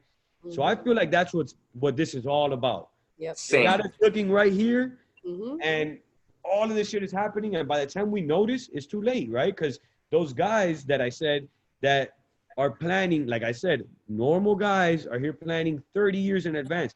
Imagine how many years in advance. These guys got to be in 2300. They have to be at that level already. They already know. They're thinking ahead. Yeah. Bro, they have to be hundreds of years in advance. They have to be, right? I can't see how I would be. And I'm a normal fucking guy, right? And if I had this power, I'd be fucking at least 20 years in advance. They're playing a video game with us, like Sim City. I used to love that game. Like, exactly. They're playing with us, so they're thinking ahead because they know they have power and control. So why not imagine what fun things you're going to do with the population? Whereas we are thinking about our job and all. What'd you say? How to restore that power, right? How to maintain it. How to keep it. Because anybody could come in and infiltrate, like Trump, right? Like that's the whole Q movement. So why not create this Q movement, obviously as a psyop or whatnot, and get people thinking. And now they don't even know that they are part of your own plan. They are feeding your plan, the same guys, right? It's fucking, if I ran this shit, I would want a guy like Trump. That's the perfect manager for my business. He's fucking perfect. He's perfect, right? So, and he's if you read Scott Adams' book on what was it called? Win Bigly. Bro, it breaks down this guy's persuasion to a fucking T, and he is God level persuasion. Oh yeah. And you know what? Like, go ahead, Reese. No. I was just agreeing with Rome. I mean, to be a businessman of that caliber, you have to be a genius, persuasive. He's fucking smart. Of course, man. Dude, he is so orchestrated. The way he moves his hands, the words he uses. What does he do? He repeats simple words with emotion. He knows what he's doing. Great. That's great. I won. I think everyone thought I won. I'm great. Yeah. He's not stupid. He knows what he's doing. And Jay-Z talks about how his first album, Reasonable Doubt, was amazing. Didn't do that well because it was too smart. Lupe Fiasco, too smart. You got to dumb down your music if you want to sell it to the masses. You got to dumb down your words if you want to sell that shit to the masses. And Trump, this just hit me the other day. Like, you know, there's that clip of him on Oprah probably 20 years ago. It's like all getting ready, like making the masses think Trump is a worthy person of that pedestal. So he has the roast of Donald Trump a couple years ago. Why is Donald Trump getting a roast? I didn't even realize Donald Trump had his TV show for 15 years, I think it was. You know, where you're fired. Huge. Apprentice. Yeah. So he's a Hollywood star for 15 years. You know, let's not forget that. He was. You don't have a show in Hollywood for 15 years if you're not part of Hollywood. And if Trump's on our side, and we won't dwell on Trump too much, but it's interesting. If Trump's on, and I would love to think Trump's on our side. It's not going that well for us right now. I would like to think he's going to help us. But if he's on our side, why are we on lockdown? Why is everybody not doing well? Why is how you ask anybody in the world right now, how you doing? Some people are not that great, man. Losing money, losing relationships, can't leave my house, can't travel, have to wear a mask. This fucking vaccine's coming. So if Trump's on our side, like the clock's ticking, man. Like when are you going to come help us? Because it hasn't been going well for the last 9 months, 6 months, whatever. And I think it's just he's playing good cop. It's good cop, bad cop. Mm-hmm. It's perfect. Yeah. Like you're running. My brother-in-law talks about this for his business. Like he plays good boss, and then he has a guy who plays bad boss, and they do it on purpose. And the bad boss is actually nicer. The bad boss is you hang out with him in an event, like at barbecues, he's more social and friendly, but he's a little bit of a dick to the employees. But then the other guy comes in and he's like, oh, don't worry about that guy. He's just having a bad day. So Trump is just keeping us like, don't worry, guys. Those elites are evil, but I got you. Yeah, I think he's just playing good cop. And there's a little video that went around. It didn't go real viral, but I caught a glimpse of it. It was like this 70-year-old guy. I think he might have been a war vet. And he brought up a great point that if Hillary was president right now, many more people would be revolting and be upset. Trump is this false sense of hope that's keeping people from not fighting. Word. Yeah, man. And it brings up the question of what's really going on. Is any of this shit true? Even the stuff that appeals to us as people who seek the truth, some of it goes viral and some of it gets a lot of attention. And Cory brought this up in one of your story posts the other day, where you need to question everything. Because what if all of this shit, like Rome says, is bullshit and it's leading us down a path where we don't really want to go, and we're distracted and we're not looking at what's really going on. And all the information we get, all these videos everything we're talking about comes from exactly. Mark Zuckerberg owns Instagram and Facebook, and 6 men who are friends own all the media. So I don't think all the videos are fake, but the video of the woman in Australia getting choked, I think that's fake. Yeah. Dude, the cop in both instances looks exactly the same. It looks like the same dude. And they're getting people scared, and they're getting people. They don't even have to come to your house and threaten you. No. They just make it seem like they can, and now you're going to stay inside because you don't want to get choked out by a cop. Exactly. Yeah. And the same thing with the whole mask shit. What'd you say? No, I was going to say that the people that see that it's a conspiracy, now they got those people scared because they're like, oh, these people are fucking, they're making all this fake shit up, so they're more powerful than me. So that's another subconscious programming. That's the key. There's a war going on. The battlefield is in the mind, and the prize is your soul. The fear. It's like fear is our enemy. That's the game. That is the game, to live without fear as much as possible. And they're making us really, really scared. Like the solution is wear a mask if you want to wear a mask, but just don't wear a mask and just say no to the only way they can give us vaccines is if enough people. There's so many of us. So if like 30 or 40 or 50% of us just said no, they couldn't do it all. They can't put us all in jail. But that's why they don't want us gathering, because if we gather, then you feel each other's emotion and you get some momentum built. Like, you're like, oh yeah, we can actually stop this. There's a couple 100,000 of us here. Like, they can't have us gathering. It was illegal to gather far before it was even masks were a thing. Yeah. Day one of this pandemic, it was no more than 10 people. Mm-hmm. And it's so obvious to see. I mean, I see it every day. I live in a small town in the Northeast. There's not a lot of deaths here. There hasn't really been any. If even going based off of their numbers, there's been like, I think 100 deaths in like 6 months or some shit like that. And businesses everywhere on their doors. You can't come in if you don't have a mask. Mask mandatory. All this bullshit. I walk in without a mask. No one tells you shit. Yeah, same. Required doesn't mean required. People need to know that. If people literally just took it off, they would not have to wear it. And you just see so many people just blindly complying to some shit they never even looked into. Like, none of these people looked at any studies about masks. None of these people are looking at the numbers. None of these people are looking at the statistics. Because at this point, like, there's so much evidence out there that just points to this just being another flu, another cold. And so why? It's like, why are people just following orders and going with what they're told to do? And it's because we've been stripped of our power. We've been told we're not powerful. Yep. We believe we just come, and believe what you want to believe. I used to believe in evolution, but when you believe you're insignificant and come from monkeys and these people are more powerful than you, you're like, oh shit, they're powerful and I'm not, I better listen. It's not true. We're all human. We're all the same. We can create reality with our mind. We are spirit. We are so powerful. And when you believe that, you tend to think for yourself. You tend to not let another human being who's no better than you tell you what to do. we all follow the rules. I drive on the right side of the road. You know, we all do, but there's rules that make sense and there's rules that don't make sense. And basically people are doing things they don't want to do. People are doing things against their own well-being because they think they're not powerful. They think they're victims. Yeah, there's so many owners that like, they don't want to be doing this. They don't want to be enforcing this shit, but they have no choice because they're getting told from up above or who knows what, and the state is coming and they're getting threatened. They're getting fear. Exactly. It's all fear. So a bunch of these people don't even want to live like this. They don't want to run their business like this, but they're being forced to. It's crazy. Yeah, the fear is trickling down from the government to the store owners, and then they push it on to us. Mm-hmm. And all these mandates with, jail time and fines and all of this bullshit, just scaring people into complying. All right, two things I think we should, are we doing okay on time? Yeah, we got maybe like 25 minutes left, but we can extend it if you want to. We could always just. No, I just, wanted to make sure you guys are good.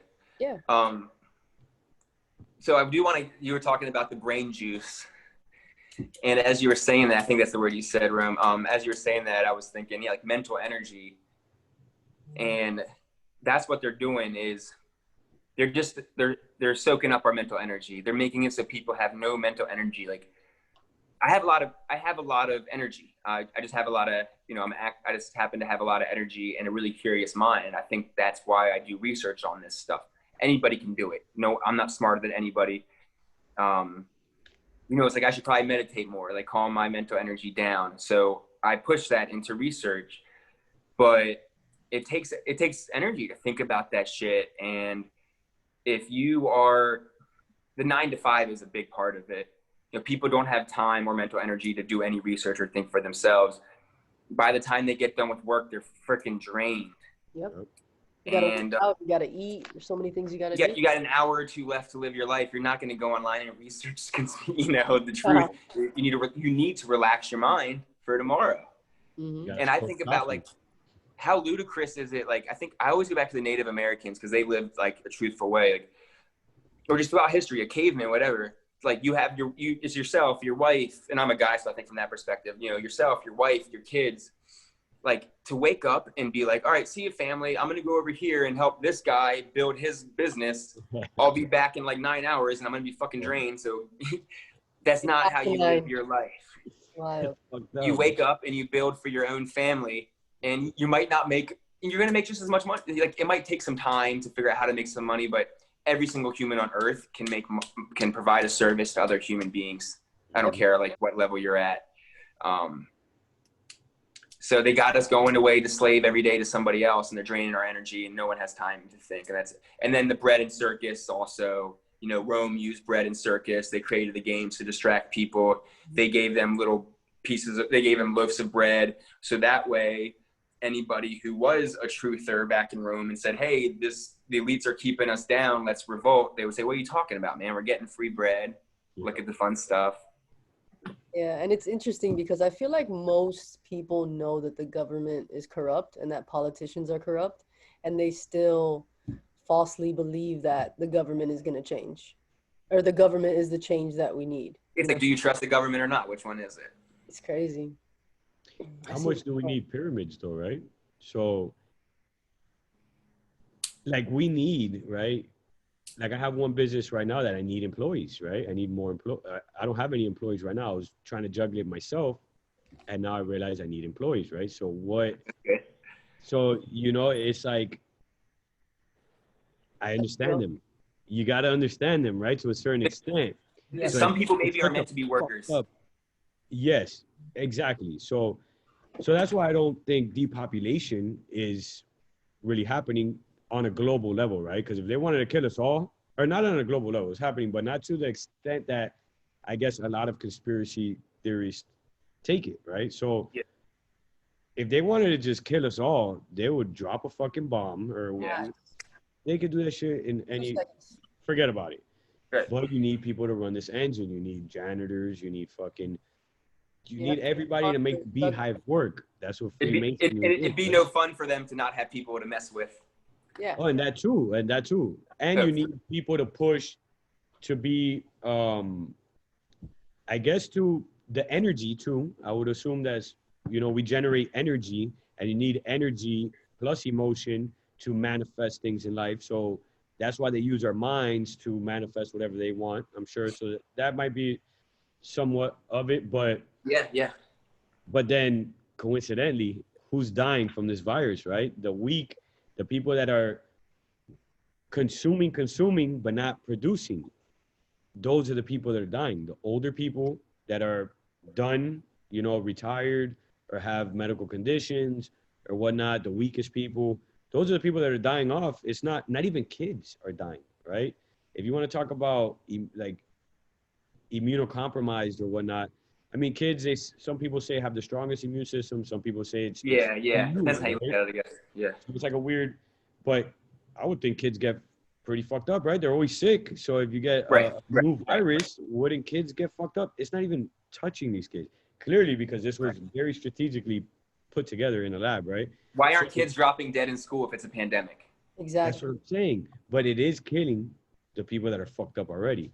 So that is really convenient, right? For this engine, for the people that are steering this car or whatnot. Yeah, get rid of the weak slaves. Yeah, yeah. But we need the strong ones, and kids are the ones that we're gonna mind control to be, and we're Yeah. seeing it with liberal universities and shit like that. It's Yeah. insane the things that I'm seeing. You know, these like drag queen story times and all this shit. It's like, yo, It's this is absurd. not, I I can't just even. posted how CNN is using Elmo to talk to kids about going back to school. Like, I saw that shit. why is CNN trying to get attention from kids using Sesame? And so, and that's what Hitler did, and that's why Hitler targeted 11 to 17-year-olds. And at first, it was voluntary to join his programs. Then it became mandatory, and 7 years of programming, 11 to 17-year-olds. Now they're 17 to 24, and now they're old enough to do his dirty work. You know, now they're old enough to go round up Jewish people. And yeah, you target the younger people because of everything we're saying, how you can program the mind, the subconscious. They're so much more programmable because they haven't programmed themselves yet versus being 25 or 35. Yeah, kids are so impressionable, and they know it. I mean, you see it all the time. They go for the kids. They make everything about kids so that parents will buy into it. Same thing with the whole vaccine shit. Parents don't actually, at least most parents don't actually go out there and research this shit. They just have a doctor in a white lab coat telling them to do it. So you want your kid to be healthy, right? This is what you got to do. There's one important point about vaccines, and I don't know much about vaccines, so I won't talk about it much, but I think people need to understand that when people who are against vaccinating the population, we're not arguing that the theory of vaccines don't work. We're just saying there's bad people, pharmaceutical companies, who make the vaccines, and they're putting bad things in them. Exactly. It's not about like technically should a vaccine work or not. It's like, no, they're putting poison in it. So Right. like technically food is good, but when you walk down the grocery store aisles, it all has poison in it. So we're not arguing that food is bad, but the poison in the food is bad. Yeah. It's hard to wrap your head around. These people are poisoning you. That's not fun to do. Exactly. I mean, think about it. All restaurants were closed down, but McDonald's was open. That shit's crazy. How many people does the cashier interact with every day? You know? Yeah, no, and it's fake food, right? Like this is affecting. From my understanding, I'm a barber, so I cut a lot of nurses, right? I know nurses, Cool. and every single one of them tell me that the majority of the people in the ER or ICU or whatnot are fat. They're like everybody's obese. Everybody here is obese. You haven't heard that on the news once. I believe it. I haven't heard that once.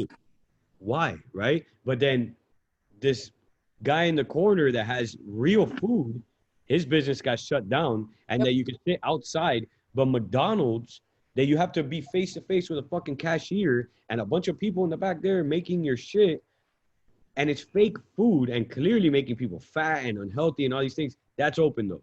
That's okay. But we care about your health and safety. Yeah, it's so obvious. It wasn't about health when they allowed you to wear anything as a face mask.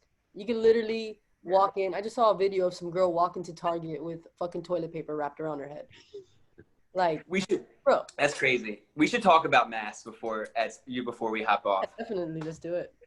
But real quick, you said how your client Rome, who's a nurse, who noticed that most of the people are fat. It's patterns. Like patterns don't really lie. And you can notice patterns. So like I like to say, it's helped me a lot in my life to look at people's actions, not their words. And that helps me with Trump. He says the right things, but look at his actions. We're locked down. Look, you know, he's bombed some countries, right? Like he's talking about the vaccine. So anyways, yeah, when, you know, people get caught up in relationships with narcissists, like look at people's actions, not their words. We're human beings. We lie with our words a lot. We rarely lie with our actions. And so like words lie a lot, actions lie sometimes, patterns don't really lie a lot. So paying attention to patterns, I think, is crucial. I'm going to bounce around just a few points here, if you guys don't mind. Of course. That there's a video of, so we're talking a lot about like programming the subconscious. It really is like the brain's a computer, and it's like, it's a, what, and the inner makes the outer. The brain is like a projector. And so if I have a projector on the wall, it's going to shoot a movie up against, I have a projector over here on this wall. And then over here, I have a blank white wall. But boom, a whole freaking movie, a whole world just popped up. And it's so realistic. And it's almost like that's what we're living in.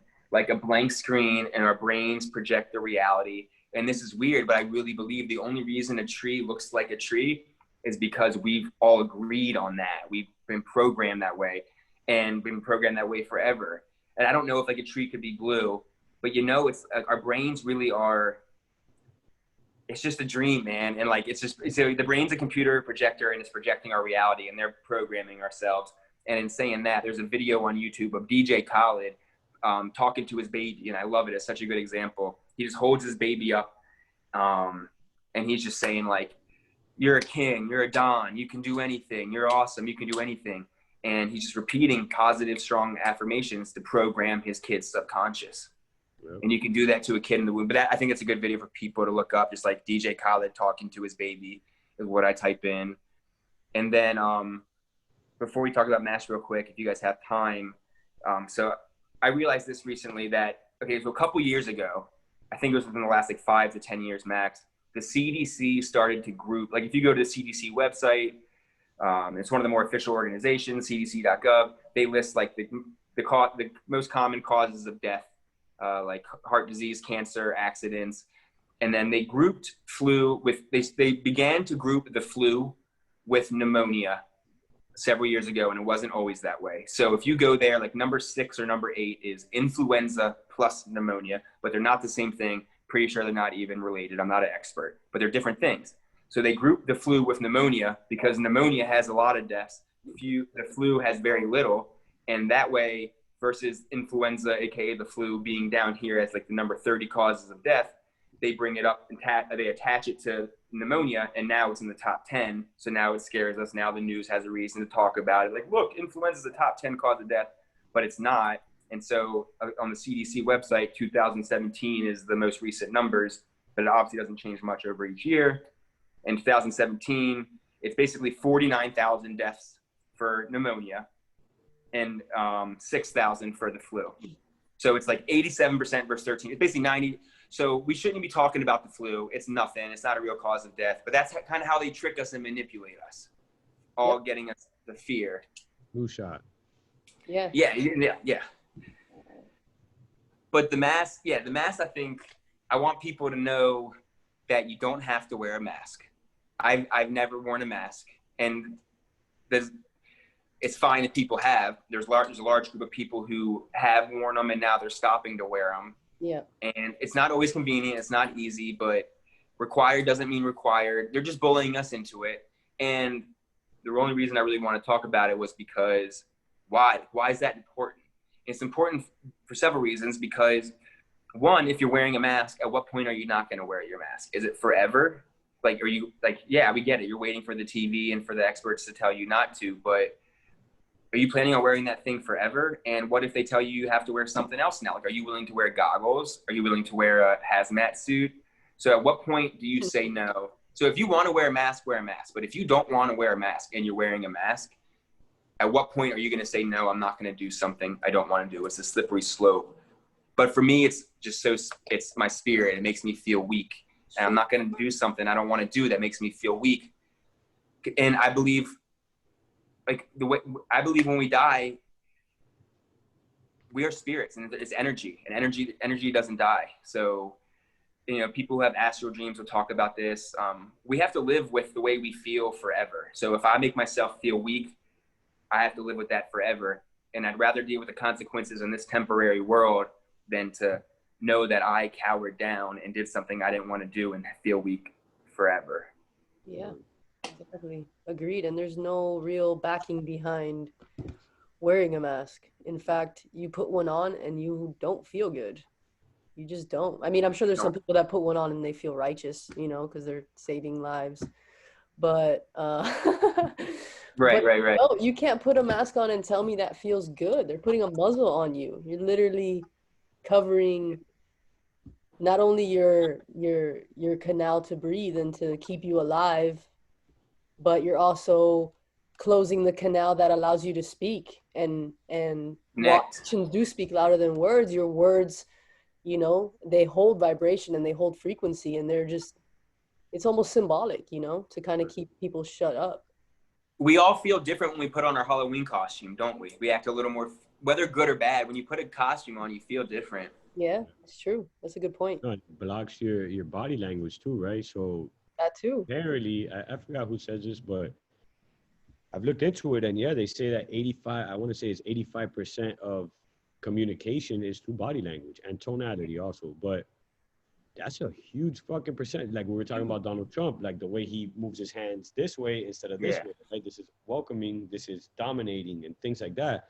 So facial gestures is the most body language, you know, that you have. So you're blocking all of that shit. Like I see kids, babies, right? Babies want to see you smile and shit like that. Babies look up at their parents' eyes automatically. Yeah. Oh yeah. For Good sure. point. But they can't see them smiling, right? So right. I think it was a video that you just see like in a baby's perspective, and they're like, and people are like here trying to play with the baby, and you don't see anything. You just see a pair of eyes, and it's fucked up, man. Kind of scary. It's scary. It blocks the emotion. You're making me realize as you're talking, it's much harder to tell someone's intentions when you can't see the face. Yeah, it's like, you don't know what I'm thinking. You don't know what I'm thinking. Of course. I think this was all for facial recognition. I think that's what it is. I mean, there might be layers to it, like everything else, but I think Reese sent me a video or somebody that now their facial recognition is working. I've been calling this shit for months that it's working now with a mask, right? So in China, it's been working. I think they could detect you know, an individual by their strut. So like we're far behind. Is it like this made their facial recognition software even better, like be able to recognize us even better? That's what I think, man. That's interesting. Yeah. I know. I saw a video from some guy from the White House. He's like a military guy. I don't know who the fuck he was, with Pat Bet David or whatnot. And the guy's smart, man. And he just brings up how like the privacy issues of 5G and not beyond the whole, you know, harmful effects, but of what it does and how it puts a blanket over the earth. And now, so like how this is just my phone right now. I could dive into this realm of Instagram or emails or whatever I got to do. There's different realms in here, and I could go into these worlds, explore these worlds. But if I want to escape it, I put my phone down and I'm out of it, right? Yeah. 5G connects us all to it forever. We don't even need this device anymore. So without this device, I could go outside, and this guy says it in the video, that you could literally walk outside. A camera will detect your face. It's going to say your name. It's going to detect your name, your social credit score, and all this shit. And you're going to be able to say out loud, Uber. And an Uber, if your social credit score is good enough, will come and pick you up. No paying, because everything is in the network, right? All your money. A digital world in the air type of thing, yeah. Completely. So then, like I said, if I'm in the middle of the forest and I'm using my phone, I could put this shit down, go into nature, and I'm out. I'm out of that matrix, right? With 5G, there's no escaping it. You are forever in this matrix now, in this, you know, network or whatnot. And that's, I don't know what the plans are for the future and transhumanism and all this other shit, but that's not good, right? It's not good anymore, right? And we don't have this freedom. So while we're here worried about Biden and Hillary and Trump and pedophiles, this shit is going down. I don't know about you guys are in a little bit smaller place. I'm in Miami. I'm telling you, man, there is 5G towers everywhere. I bet. Beautiful place though, but yeah, fucked up right now. No, everywhere. And cameras. They've just installed cameras on the highways. Fuck. There's cameras all over the place. This is not normal, right? Oh, man. And people are not even my wife, right? That I've been preaching this shit to for years, and she used to think I'm crazy. Now she knows what's up. And I told her today, I was like, yo, look at this fucking tower. Every time we're in the car, I tell her, bro, look at these fucking towers. And she's like, oh yeah, you know, she's kind of like whatever. She's dealing with her businesses and the kids and all that shit. We're busy. Brain juice. Right? Not enough brain juice. And we're used to it. Like we just passed right by that shit, and I'm looking at this shit. And she's like, I'm like, yo, that doesn't trip you the fuck out that there's huge, and it's two huge towers right next to each other. And I'm like, it blows my mind every day. And that's what they've done is used to it. We're used to it. Right? And even though there's billions of us, they've trained us to think we're not powerful. So what can we do? That's the common thing people say. What can I do about it? So well, we can do anything we want about it. There's so many. Yeah. No, but she told me something today. I was like, yo, that doesn't fuck your mind up. Like, look at the size of that fucking tower. And it's just, they're popping up everywhere on a daily basis. When are they building this shit? In the middle of the night? Gotta be. Like, I know a guy that builds them. And he tells me that all this shit is a conspiracy and all this shit. And I'm like, and I don't even want to get into it with him. This is like my family almost. You gotta pick your battles. Look, bro, it is what it is. Like, I don't care. I'm not gonna sit here and try to. He gets paid, and they pay them really good, which is I'm sure. Crazy. Coincidentally, right?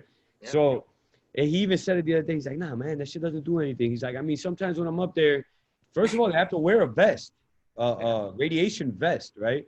And he's like, bro, sometimes when I'm up there, like, I got a headache and shit, and I just come down, and I'm like, oh, okay, so that's I was like, normal. bro, that's normal, yeah. It's like, fuck that, right? And that's in a few minutes or whatnot, right? Like you said it, we're so normalized. And yeah. So I even told my wife that it's on game. Like, my wife is on game. And I'm like, yo, this doesn't fucking piss you off that you're seeing these towers? And she's like, not as much as it does you, because, like, I don't notice it as much.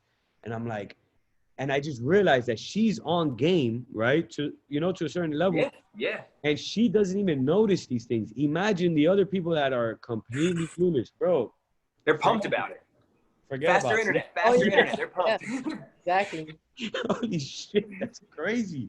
And you got the Verizon store in the corner, and it just is literally a huge sticker that says 5G, big as fuck, bro. Like, I'm seeing. I noticed about just literally 2 weeks ago, almost every third ad I have on YouTube is a 5G ad now.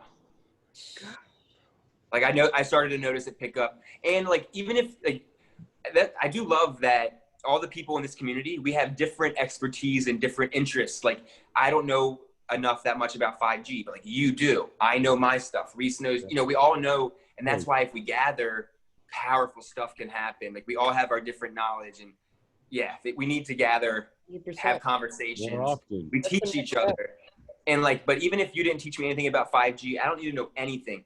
All I know is I've driven past several that they disguise as trees. Why are they disguising them as trees? Why are they hiding them, you know? Yeah, man. I saw one in a cross for a church. Remember that? Oh, yeah. I think you said fucked up, dude. That's fucked up. Crazy, man. Up, bro. You don't even, like, that's...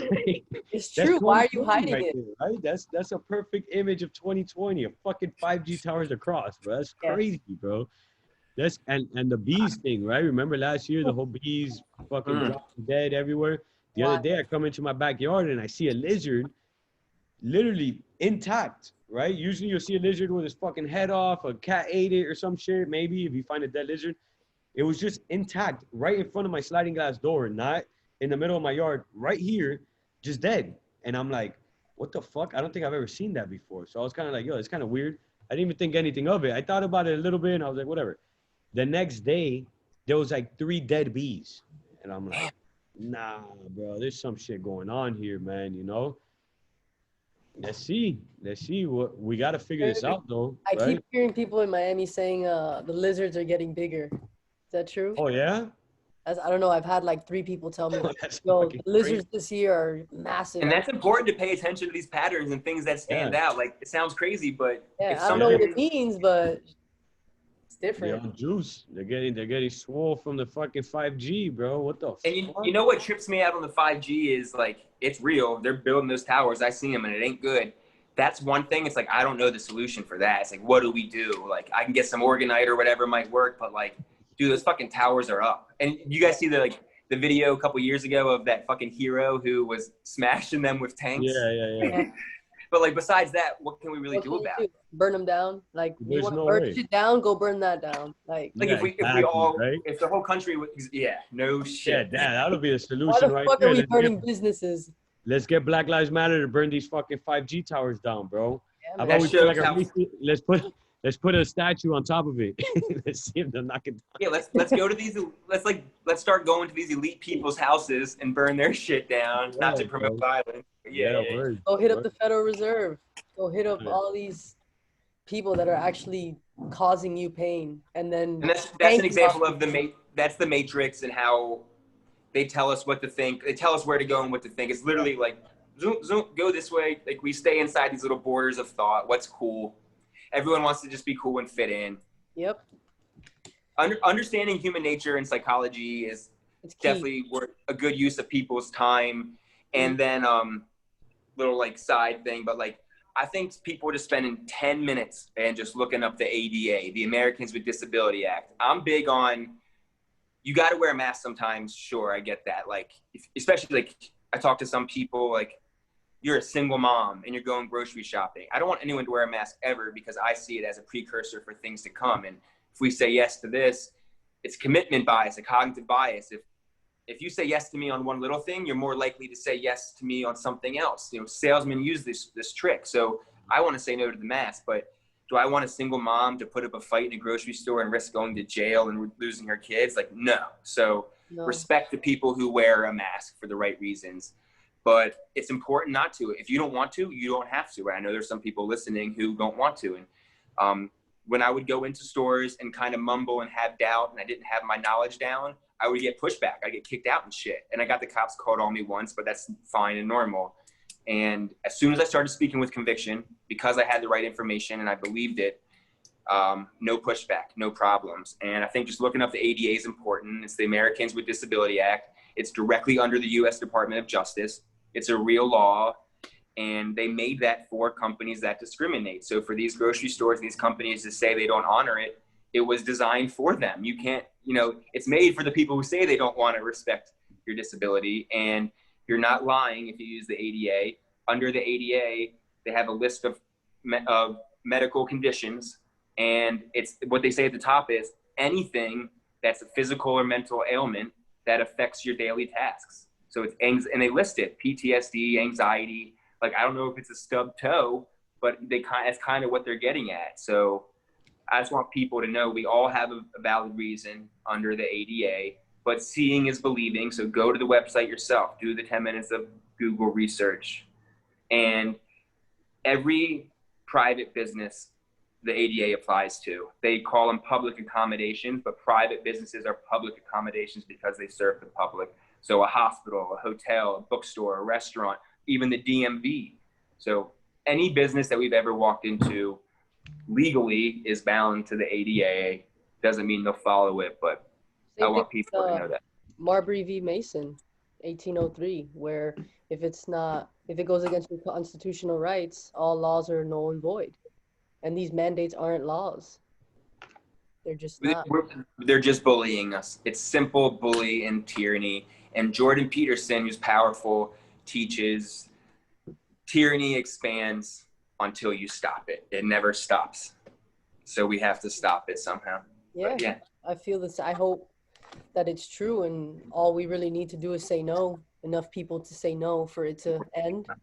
But I don't know. That might be hopeful. It seems like an uphill battle, doesn't it? Yeah, it definitely does. Cool. But that's the answer. That's the solution, is for just enough people to say no, to gather in person. There's already a lot of people who wore masks who now aren't. So we are starting to shift momentum in our direction. And I think so just connecting with people on the internet and in person, building a tribe of like minds, like AKA gathering, doing research, and just getting out of the system as much as we can. You don't need to stock up on food, but like more than that, start meeting your local farmers. Yeah, just stop relying on the big grocery stores and the system as much as we can. Learn how to grow your own food, buy your own land. The grocery stores are going to be the first place that says you have to have a vaccine to come in, them in hospitals. So stop relying on the grocery stores now. Develop a new lifestyle now. Yeah. You don't have to buy land. You know, I was in Jacksonville Beach, Neptune Beach, which I love that area before I moved here. I was planning on making that my home, but the mass laws got a little crazy for me. But in Jacksonville Beach, you can have up to like 6 chickens, I think it was. And you would never think that would be legal in a little beach town, but you know, check your local laws. Yeah, I want to buy some land soon, man, around somewhere in Florida. I was thinking like Naples or some shit. There's ways. It's not that expensive, actually. Nah, it's not at all. That's why, especially now after 10% down. The thing is that it's what is gonna happen, right? Yeah. It's hard to plan. If it's so hard to plan. Hard to plan. So I start thinking. It's hard to plan.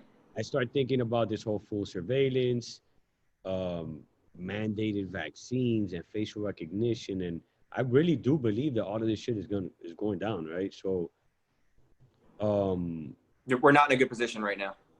So then, are we going to be able to buy land? Are we going to be? What about the Walmarts, right? I don't know if you guys remember the Walmarts that were getting shut down. Oh yeah. Hundreds of them years ago. It seems like they're about to be in effect soon, right? So, what is going on here? Because clearly this shit's about to get ugly, right? It's not going to be good. And look at the when people go to Walmart, look at the cameras on Walmart. There's like 20 fucking cameras pointing at you. Like, that's not a store, man. That's not just a store. No, it checks your temperature. The camera now. It's a facial like, bro. Fucking like, it's like a little army base. They got 20 big cameras pointing at you before you even walk in. No, think about, I mean, with 9/11, right? That's what they implemented, the whole TSA and all this other shit. NSA too, I believe, right? Isn't that what it was? And probably. All of that shit that they implemented right after that is still here.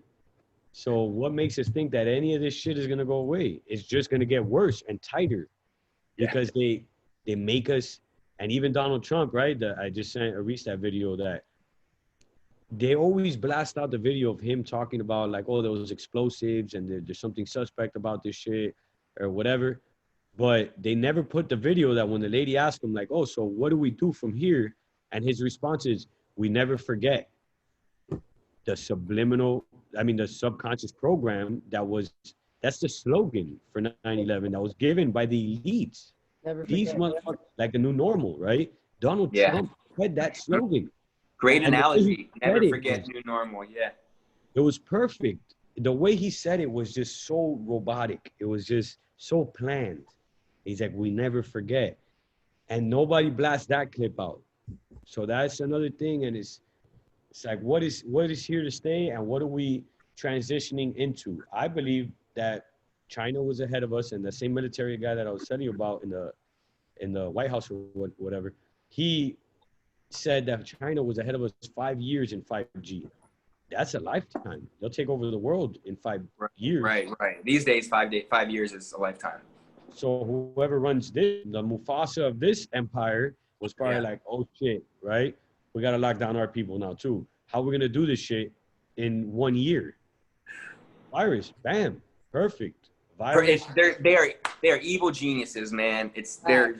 They are fucking smart. It blows my mind. Like, you got to give them fucking credit. They're evil geniuses. It's impressive.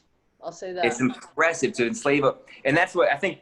I'm sure 90% of the people listening are aware, but it's worth making the point that that's their end game, is to enslave us all. We never really had freedom. Borders are made up lines. Like, this is Earth, man. I should be able to walk where I want to walk. I'll respect people's privacy. I'll respect their private property, but like, I don't need a pass to go to Canada.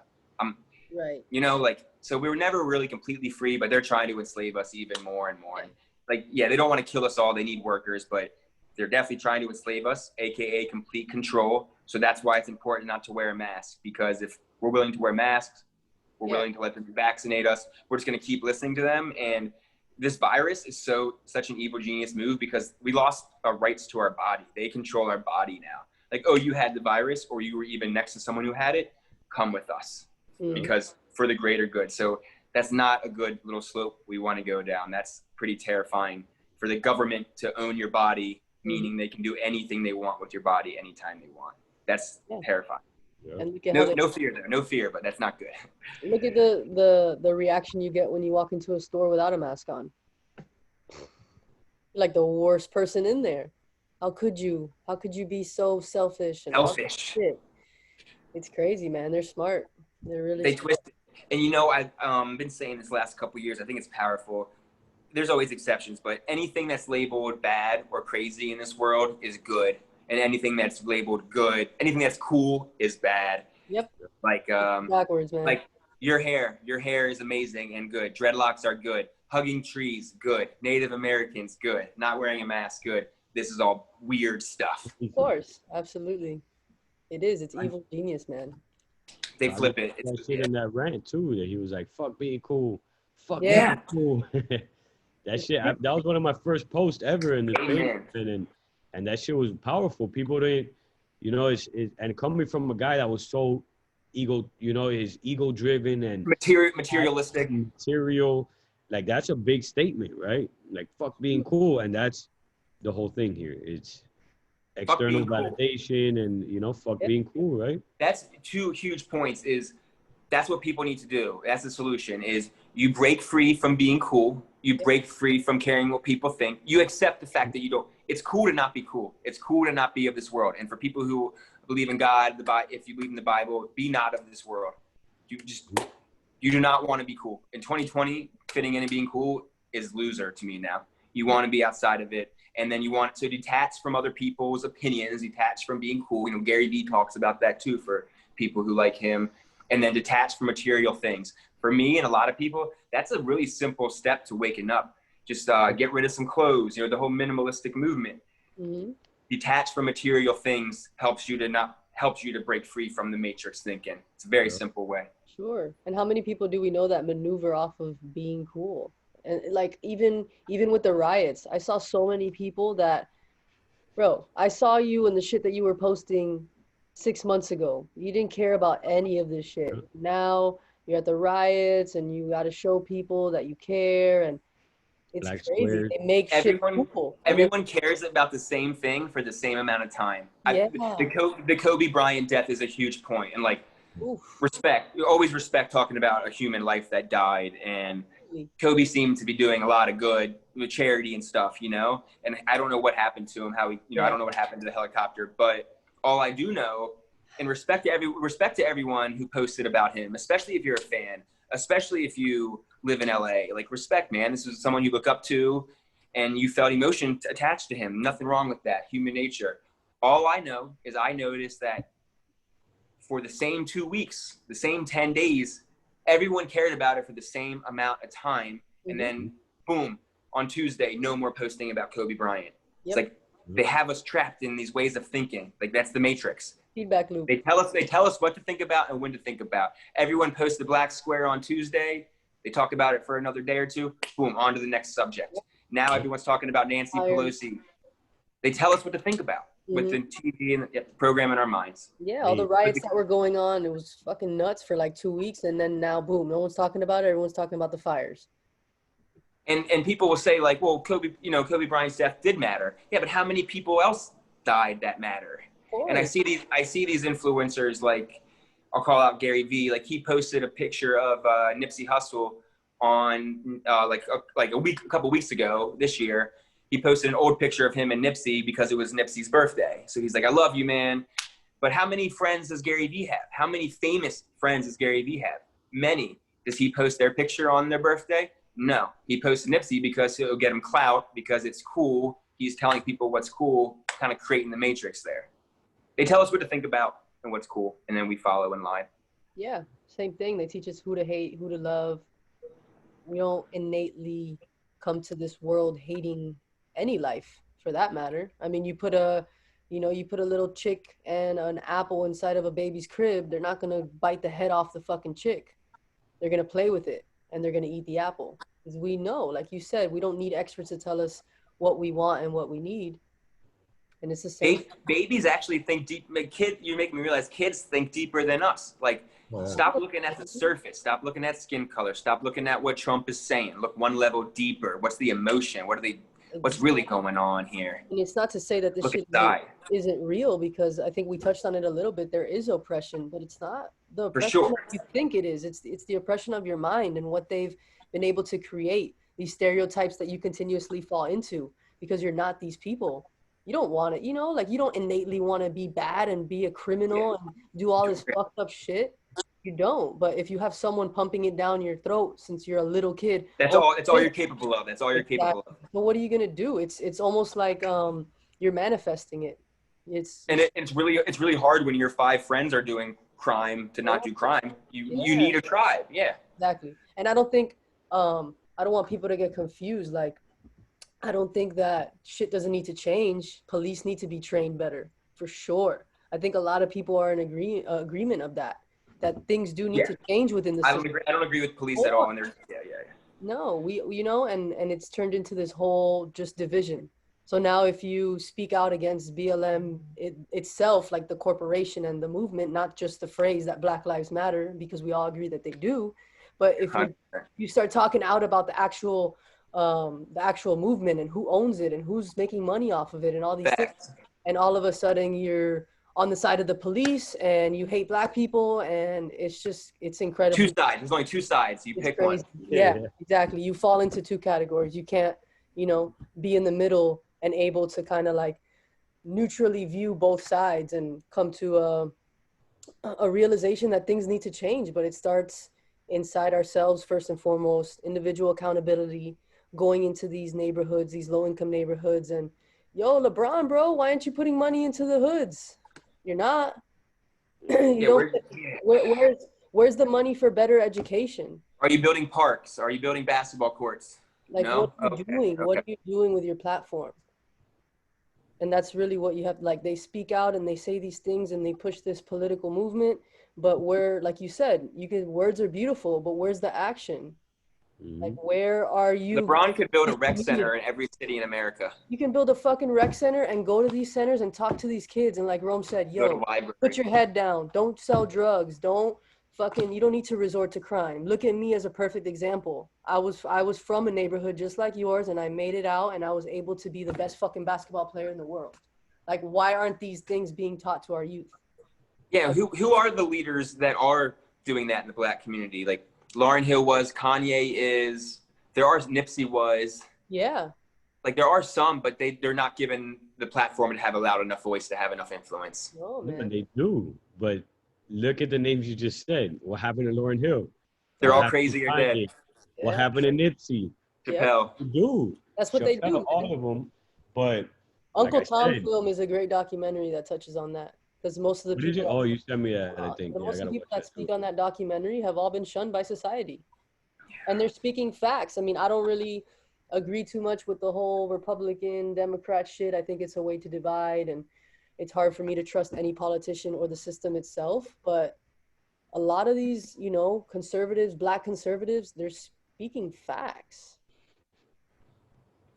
Yeah, like even Candace Owen, I wonder, I like her message. Sure. I wonder. Question them, but anybody who talks about left and right a lot, I feel like they're contributing to the divide and conquer narrative. Yeah. But they're speaking facts, and they can at least help people get to that next level, like Rome keeps referring to. They're at least preaching the message that, yo, you're not a victim. I don't care what you look like. You don't need to be a victim. Like, it's okay to have a good life. I promise. You know? And that's for every race. Like, that's powerful, man. Yeah.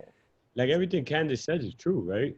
I could agree with Her almost. delivery might not be right, but. And that's what I like. Will Roosh, he talks about how, because he is the same as us, right? We could probably all agree here that we almost always agree with Republicans, right? I don't call myself a Republican because obviously I don't pick a tribe. I feel like I dabble within different things all the time or whatever. But I could almost always agree with Republican views today, at least currently, right? So Candace is always almost true. And this guy that I'm talking about is pretty much similar in that sense, that he agrees a lot with Republicans. But then he also calls them out on their bullshit, because the same way we say that these liberals are taking control of universities and they're bullying Republicans, well, now you got Charlie Kirk and Candace Owens and shit, that they're bullying the shit out of these, and it's They're not doing the working. same thing back. Yeah. Exactly. It's not working, and I've realized that my wife made it, you know, clear to me, or she brought it to she told me that I was being very aggressive with my approach on a lot of things, right? So I kind of realized that I got to a point that I was like seeing things so clear that I was thinking everybody's a fucking moron, right? So I've been there. Yeah. so Yeah. you get upset about it and you're like, bro, and you want to help people. It's not It's that you so want obvious. it's so obvious, and it's like you're being very aggressive, and these people are this belief is so deeply rooted that they can't They're so accept it, programmed. especially when you're being so. Like I always tell people, when you're screaming at a kid, they're not listening, or when you're screaming at anyone, they're not listening, they're thinking of their response. So that's not a way to get your message across. So now when you speak to people, and there's psychology of it, like telling people like, oh, I understand where you're coming from, but boom, boom, boom, boom, boom. Like these are the fucking facts, right? So it's a softer approach, and it's difficult. It's very difficult. Yeah. But this guy calls Candace out on that bullshit because she's speaking all facts. But how is somebody like Cardi B gonna just be like, damn, you're fucking right, when she's like, you're a fucking idiot. Like she's telling her you're a fucking retard. And if you don't see it, you're brain dead, right? And I agree with her, right? But somebody like Cardi is not going to take that very well. She's not going to be able to put her pride aside and be like, you know what, you're right. And most people can't. Candace has to give her space to admit she's wrong. And that's where these people's flaw is. And I realized it in myself, and that's why it's so powerful. And when you start like easing up a little bit, you'll see people start agreeing more and switching their ways, because it's a softer approach. It's like a child. You gotta, like J. Cole says it in his song. I was just gonna bring that up. Yeah. I love J. Cole. Treating people like children. He just had this epiphany recently because he's been on the whole precipice. He's on it. And now he just, I guess, realized in this lockdown and shit, he's like, oh shit, these people are right? Yeah. He doesn't want to admit that, but you could hear it in all his newest songs. Yeah. But he says it perfectly. You got to treat people like children. Yeah. And I've realized, and it sounds fucked up because we're not any better than them, but we're seeing things in a clearer way. And we have to, if we want because the goal is unity. The goal is not to make people feel dumb and be right. Right. Agree with me now. Forget about it, right? I don't want the credit, right? I don't want you to be like, damn, you were right the whole time. I caught me and Aris talked about it. We caught ourselves in the beginning of this pandemic when all these conspiracies came to light, and people were that we've been trying to fucking, wake up for years. Now they're like sending you shit on Instagram, and you're know it can be annoying. Yeah. Like, I spent so much energy on you. Yeah, it's like, motherfucker. But it's what we wanted all along, and we're finally getting what we want, and we're just like, and we're still upset. Yeah. So it's like Aris always says, it's an inner battle, right? So then now we're realizing these things about ourselves, and it's hard to see that because we're so focused on all these idiots, right? Or like brainwashed people or whatnot. But it's something you learn about yourselves, and at the end of the day, it's unity because we're all one. So we shouldn't be fighting pieces. I feel like all of this division, it's a inner piece of yourself, right? So you're fighting something within you instead of like. It's human nature. Why are we fighting human nature?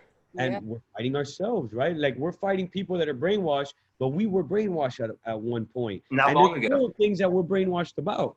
So those are, I mean, Carl Jung talks about it a lot, like the whole, reflections and inner demons and shadows and shit like that. And that is what manifests, right? Your inner is what manifests. So, like you need to use the subconscious mind. Yeah. And the way to do it is not to resist, right? Resistance energy, which is like, oh, fuck you guys, and being aggressive about it. It's like, look, I get it. So it's kind of a dance more than it is a battle.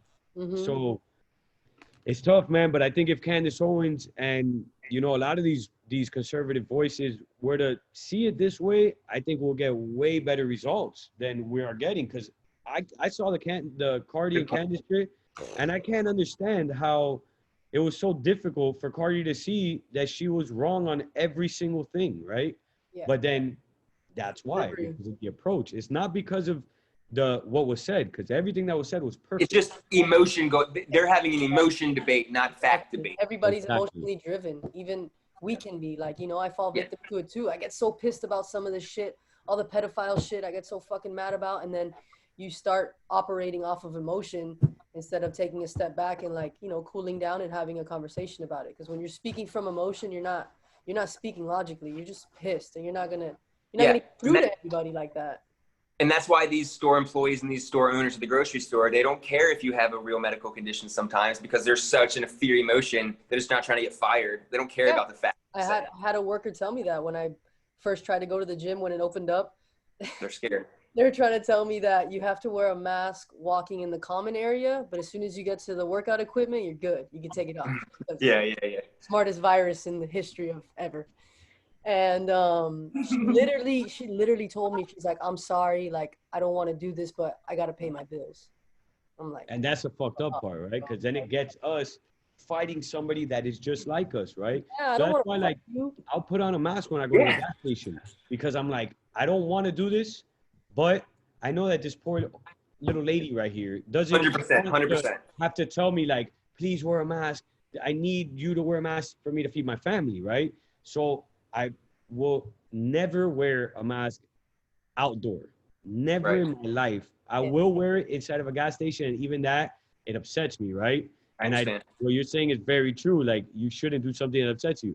But then I see people as we're all one here. So I kind of feel bad for the person inside as well. I respect that a lot.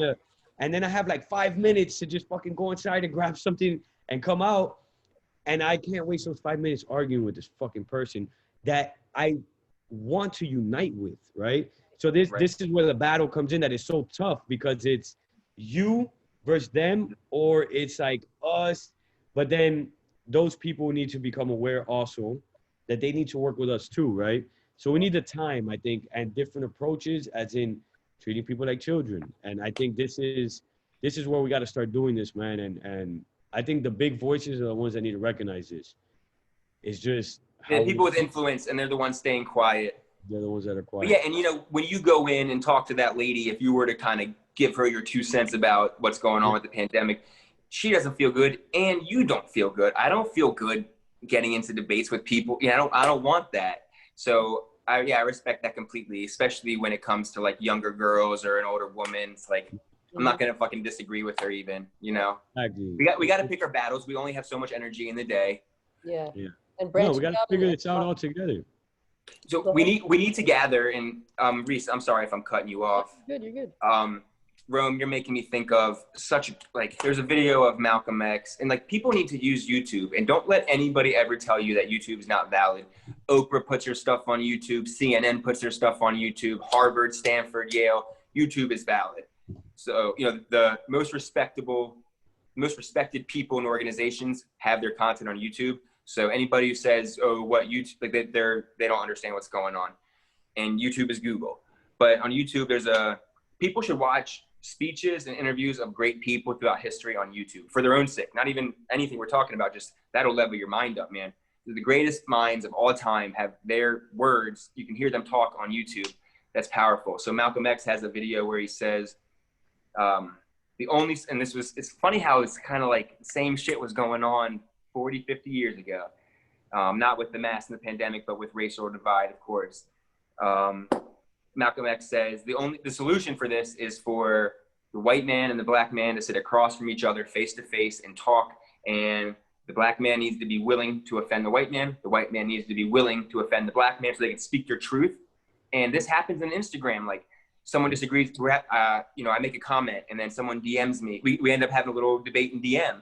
And I like to engage, because I learn every time. It's not the best energy, but I like it. I'm fine having a little argument, because I learn and I grow.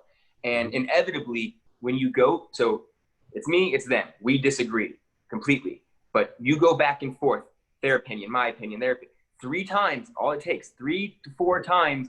Oh, boom, what do you know? We actually do kind of agree, and we're kind of like friends now. We actually respect each other more than most people, because we were willing. So, like, you need to get across, and Instagram's one thing, face-to-face would be the best. But Malcolm X said it, man. You got to have the conversation. You got to be willing to offend, because my opinion may offend you, but once you let's get it out. Let's figure it out. We're not as different as we seem. It's wild that you bring that up, because I've had similar experiences on IG, just talking to people, and we don't agree, but then you get to like the detail of it, and we actually agree on most things. you It's know? just one thing you didn't agree on. That's Yeah. fine. And it's not even, it might not even be that one thing you didn't agree on. They just don't, they might not have information that you have, or vice versa. Or You know? context is taken out of, so much, there's too much, context matters. Yeah, man, it's We're not hard. supposed to talk about religion or politics. You know? Exactly. That's Yeah. drilled into our brain. Mm-hmm. But if And even, everybody talked more about it, we would be Yeah. more united, Yeah. right? Versus Game of Thrones and NFL and right. LeBron and Nancy Like, Pelosi not wearing a mask. Exactly. like I hear people, I've always said this, that if you get a Buddhist, a Christian, a Jew, Mm. a Muslim, you put them all at a round table and you have them speak, debate. I could guarantee you, if they're all, well, they all have some sort of, you know, um, if knowledge on psychology, right, or communication or whatnot, they will all leave that room better. They will Yeah. all probably be like, yo, you know what? Yo, you got a fucking point. You Yeah. got a point. We're all saying the same shit pretty much, right? So you could come up with a new religion, right? Or some whatever. Or So, they strengthen their own religion even more. exactly. But it's forbidden. Like, do not Forbidden. talk politics, do not talk religion.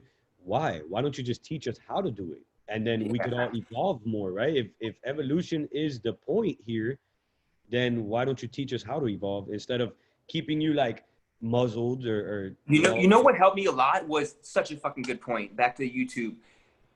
I was in this phase like 3 years ago. This really helped me. Just me wanting to become. I want to be a successful person who influences people in good ways. And I realized when I'm having debates with people on Instagram, it brings out emotion, not the best of me. So I wanted to get better at it. So I didn't like join a debate club, but I would watch debates on YouTube. Watch again, like the great leaders of all time. Watch Malcolm X be interviewed by a white man, and it's confrontational. I would watch verbal confrontations, aka debates, on YouTube of great minds. And when you're sitting there watching it, you get some of that emotion. So it got me comfortable and used to, it's like practice keeping your emotion calm during debate. And when you watch these people you respect, like Malcolm X, do it, you're like, okay, you can see them breathing, you can see them getting a little heated, and you're like, oh, you know what I'm saying? Yeah, of course. Yeah, it's like it's like using a role model to learn how to debate better. I think that's powerful. Yeah, and being able to extend to people who don't think the way you do. Because I think Cole touches on it on that song where it's like you're preaching to the people who already accept your message, which is what most truth pages are. If you go to a truth page and you see the followers, it's all people who are in agreement with what you're spitting. But when are you talking to the people who don't? Like, when are you having those uncomfortable conversations? It's uncomfortable, exactly. Because that's the goal, right? Is to unite more, not to separate. Like how I have a problem with Black Lives Matter, that it's, take the black dollar out and all this, like black separate. And then it's like, you can't fix racial division with more racial division. So that does not make sense. So I keep telling people in Miami, we're not racist. Nobody's fucking racist here because we're all mixed in. You're exposed already. If we're all separate, of course you're going to be racist. That's how it works, right? There's tribalism. We're all tribal to a certain extent, unless we just all mix it into each other. So it's the same thing in this community, right? Because we kind of start dividing ourselves, and we're like, oh, these people are a bunch of idiots. They're brainwashed and this. But the goal is to all blend in together, right? It's not to have idiots, smarter people, or brainwashed people and awakened people. It's supposed to be all together. Like, hey guys, you are an extension of me. I am an extension of, like, we need to like have this dance, right? Yep. Like you said, nobody knows this. Like I keep mentioning that guy, Will, man, he's really good at it. He's a debate teacher and a civics teacher. And he goes into people's comments. I'll tag you. He's really good. And he goes into people's comments like very leftist, and he'll just invite people to get onto an Instagram live to discuss their I've never seen somebody articulate so well without offending. And if you see the feedback, it's insane. They're like, you're a fucking white racist. And he's like, are you willing to like just debate with me? Like, I understand you. You've seen it, Reese, I'm sure, for sure. He puts it on his stories all the time. And I've gone in there to try to help this guy because I'm like, this guy is such a genuine, he really wants to unify the people, and they're attacking him, and it's fucking insane.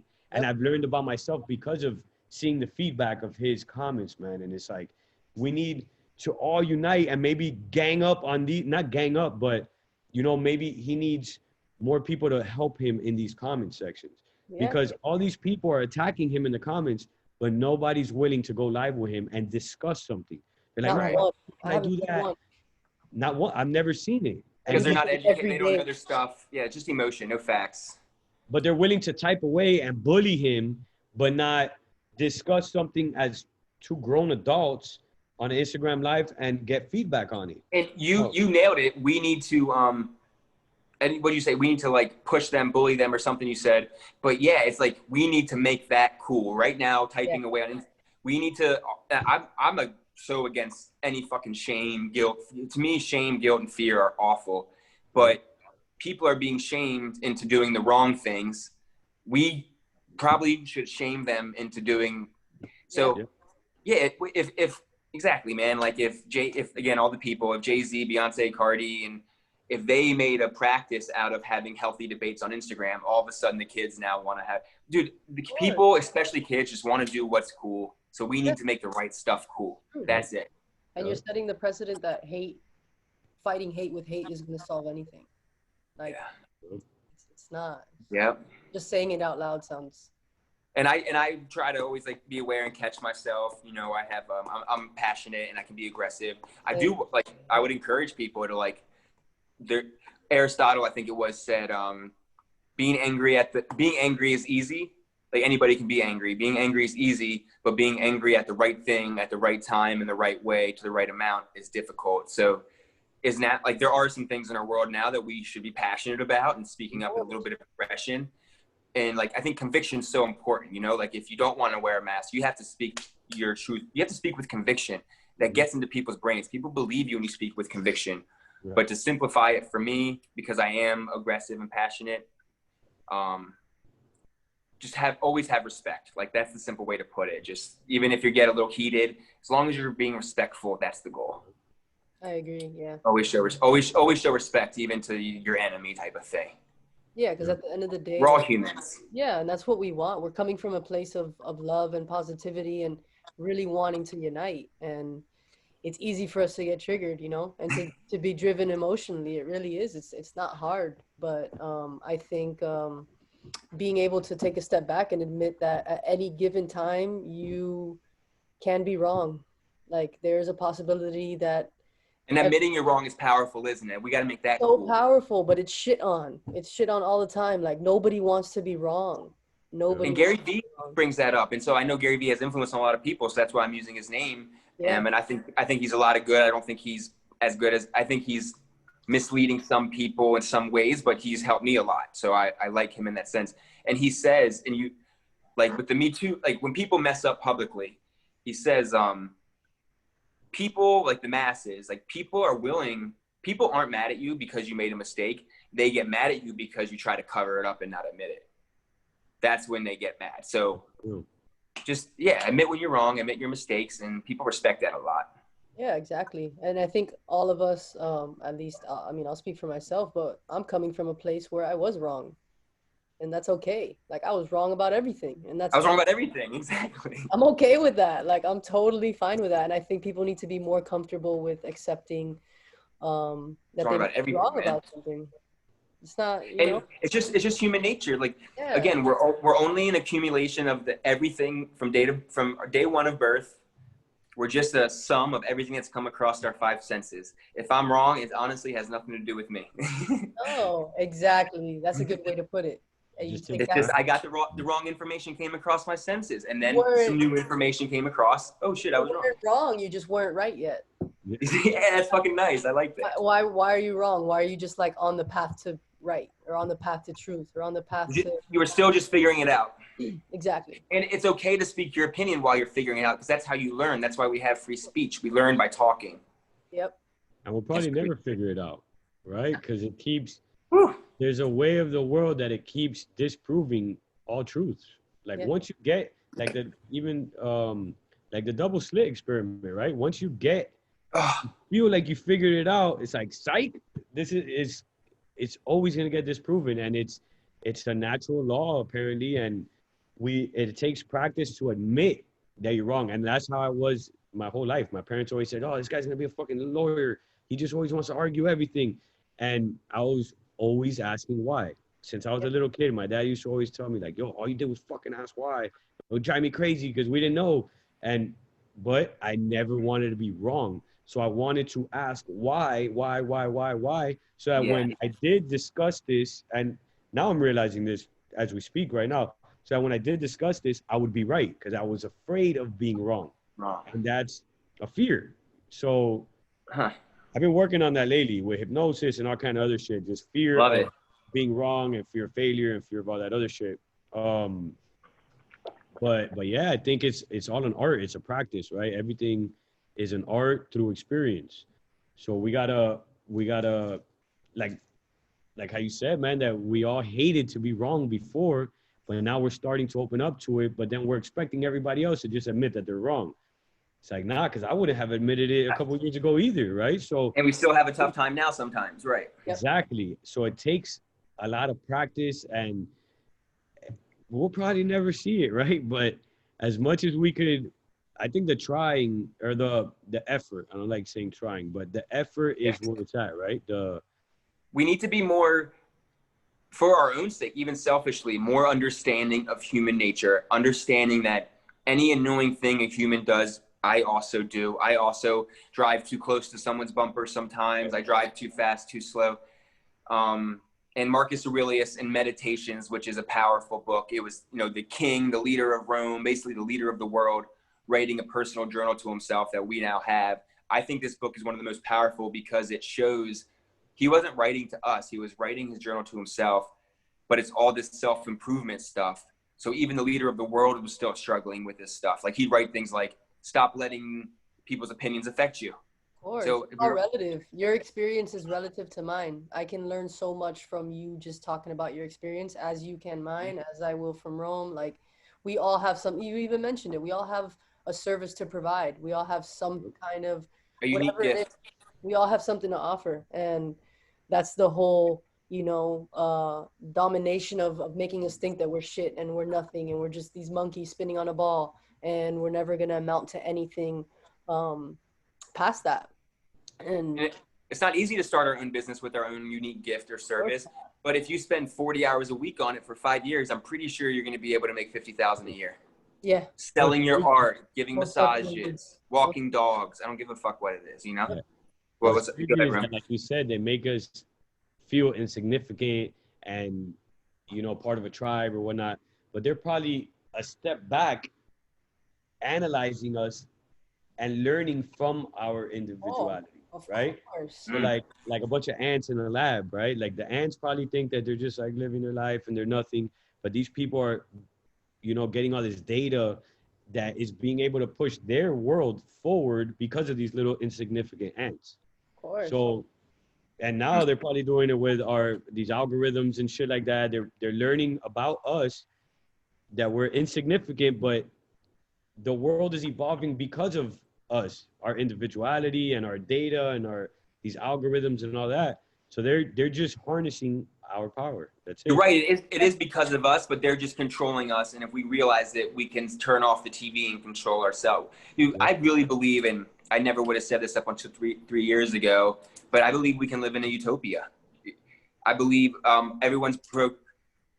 if we live in a loving world of where if people's minds are dominated by strength and power and love, then yes, people will step out of line and commit crimes and do bad things. But everyone just wants to fit in and be cool. So we live in a world where doing the wrong things is cool. If we just tilt the momentum enough in the right direction, people will step out of line and be bad, but enough people will be good. It'll always kind of correct itself. Like there's a story of a tribe that anytime someone commits a crime, they put them in like a you imagine just like a little bamboo circle, like a bamboo prison cell. They put them in this, and like an old school little jail cell, like a cage made out of bamboo. And they put them in the center of the village. And for 2 weeks, or however long it takes, everyone who's walking through the village all day, they just shout compliments and love, and they tell the person what they did for them, which is good. And they're shifting the frequency in that person from hate and fear to love. So if we just have enough people on the right frequency, they're killing our frequency every day, all day. The music, everyone knows now, like they shifted it from 432 hertz to 440 hertz. They're pumping fear, they're getting us in every way possible onto a bad frequency. So even if you're on a good frequency, it's almost like hard to operate in this world sometimes. If we just had enough people on the good frequency, anytime someone goes bad because they're scared and they rob somebody, we'll just say, hey man, you're good. What do you need? We'll give it to you. Like you're loved, man. Like we just, you know, we can live in a much, much better world. And people need to realize that this world isn't by accident. It's not a coincidence. You weren't just born into a world that is. This world is designed and it's being kept. The whole world is a stage and it's being run by bad people. It's like a drama on a stage. You know, you picture a stage with 10 actors. Well, we got a big old stage with billions of people and they're telling us how to act and we could change the script. Yeah, exactly. That's what you're seeing is just a bunch of script readers, I like to call them. These people have been writing these scripts for years and they knew so many people were going to buy into it and just read it, follow it. And fear's fun. Anger's fun. Anger's power. Anger's a lot better than being sad. And Meek Mill has a line in his, I think it's his newest album, but it was probably 2 or 3 years ago now. It was a pretty good album, but he has one with a lot of features on it. And he has a song that, he has a line, I'll butcher it, but it's basically like, it's amazing what people will do for $40 an hour. Like they'll sell like it's all it takes. $40 an hour is like $80,000 a year. These pilots driving planes, shooting poison into the sky. Like they're probably only making $50 an hour. Like people are willing to do some really bad things for $50 an hour. For sure. You said the 5G towers that they're paying them, I think it's like $100,000 a year to put up a fucking tower, and they're convinced that it's a conspiracy theory. They're like, bro, this shit is nothing. And they'll stay quiet for $100K, but if it was $35K, they might speak up. Yeah. And even that probably won't, because they need that job, right? They need that $35K.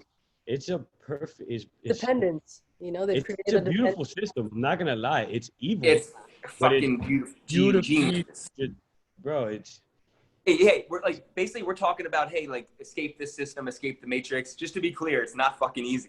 Yeah, no, it's definitely not. You have to. It's years of planning and conditioning. You're reprogram, right? That's the whole thing. It's reprogramming. It's literally reprogramming. And it's like you're a zoo animal, and then you're released to the wild. Like you're probably gonna get eaten up. Of course. You've been fed. You've been fed. Free money. Free money. Yep. Real. That's a good analogy. It's great talk. This is great, guys. Yeah, man. This is good. We're gonna have to do another one because we could do this shit all day, bro. We're gonna have to do a couple of these. There's so much to talk about. You read my mind. I'm down to definitely talk to you guys again. You just let me know. It just if you can feel it, it feels good like talking about this stuff to people who are like-minded, but also being able to have a platform where we might reach someone who's not like-minded. And if I wake up one person, if you wake up one person, man, if I can save one soul from going down the wrong path.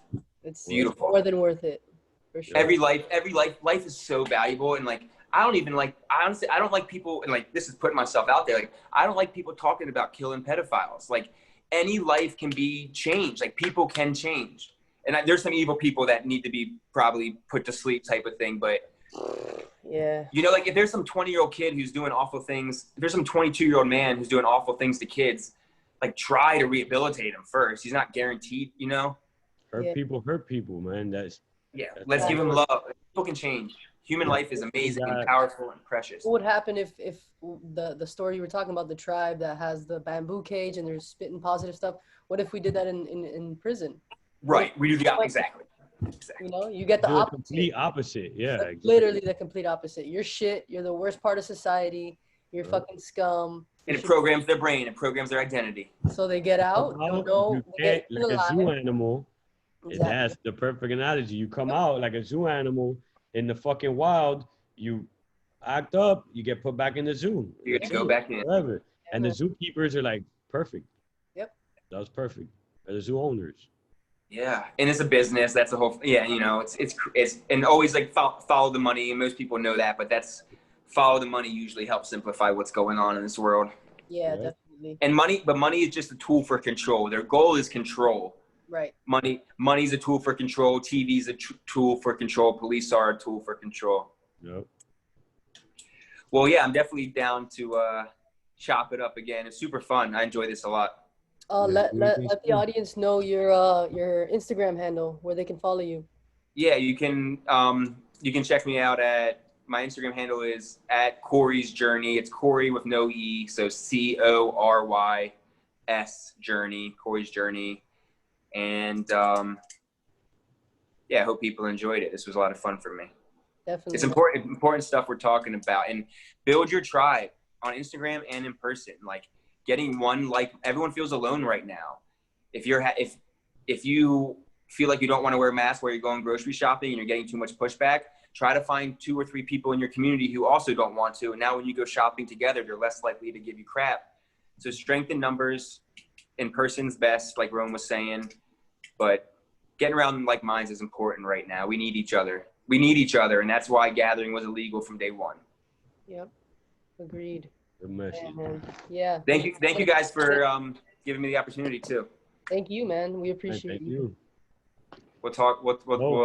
I'll talk to you guys. I'll see you guys on Instagram. For sure. Right, I'm excited to clip this one up and throw it out there, bro. So see how soon we can do it.